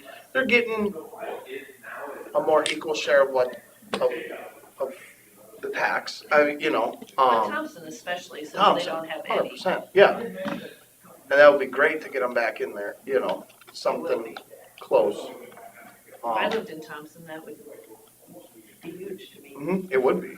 So that person still, you know, actually spend time in the other 2 facilities just to kind of keep things updated, or do you We're think? trying to figure out how that's exactly gonna work, to be honest with you. Sort of makes some sense so that they would be fully. It does, I guess, kind of, some of the conversations we've had is, do we take, if Joe's the paramedic in Thompson for 12 hours today, do you send him to Lake Mills? Or do you keep him in Thompson, and if there's a call in Lake Mills and there's no one on that truck, he goes, you know, with the response time we've had, it's about equaling what the volunteer ambulance's response times are. So do we tie him down to Lake Mills, or, because what happens if he's needed in Buffalo Center and he was tied up in Lake Mills, you know, like, because. I guess I was thinking more just if you work out something for central supply. Central Supply. And then, so we're kind of hoping to put that off on the 2 full-time EMTs that are rotating through, because we're hoping that they hit one station. Okay. If they're working 3 shifts a week, which we may bump Adrian up to 4 while we're in the hiring process to just try to get more coverage, get more help out there. you know, if we've got 2 EMTs rotating through working one shift at each station a week, do we want to be sending the paramedic out there? Do we not? The other thing is we're getting into football season, so that's going to be part of Thursday's conversation of, are we wanting to staff a paramedic? You know, what nights are you guys wanting paramedics for football games? Are you guys wanting paramedics for football games? Then we have to make the decision, do we add a paramedic for that football game, or do we take the Forest City paramedic, you know, so. Well, they usually haven't had paramedics there. They haven't, but I mean, you know, if, in my mind, that was part of the benefit of the tax, was to improve it, because bad stuff can happen at a football game. I mean, you know. When you congregate people to it, you're increasing our population. Increasing the chance, and you're, you know, there's also the possibility of, what if Buffalo Center gets a call? Okay, well, now either the paramedic can be there waiting for another ambulance to show up, or the paramedic can go with Buffalo Center and we can leave the EMT with the response unit so they can continue the game, you know. It gives you a few more options, especially in Buffalo Center where there's one crew, you know. So I don't know, and that's part of the association meeting. We're hoping that we can fulfill the needs as much as they want with as much as the budget allows, is what we're hoping for. So. I feel like we are close enough to figure it out. We'll get you an Hopefully, ambulance. there's not too many nights where there's a home game in all three. In all threes, I know, right? Yeah, I don't know if there is anywhere all 3 of them are. I know there's a couple double headers, but. Yeah, the odds are against it, but it can happen. I don't know. I need a motion for those payroll claims.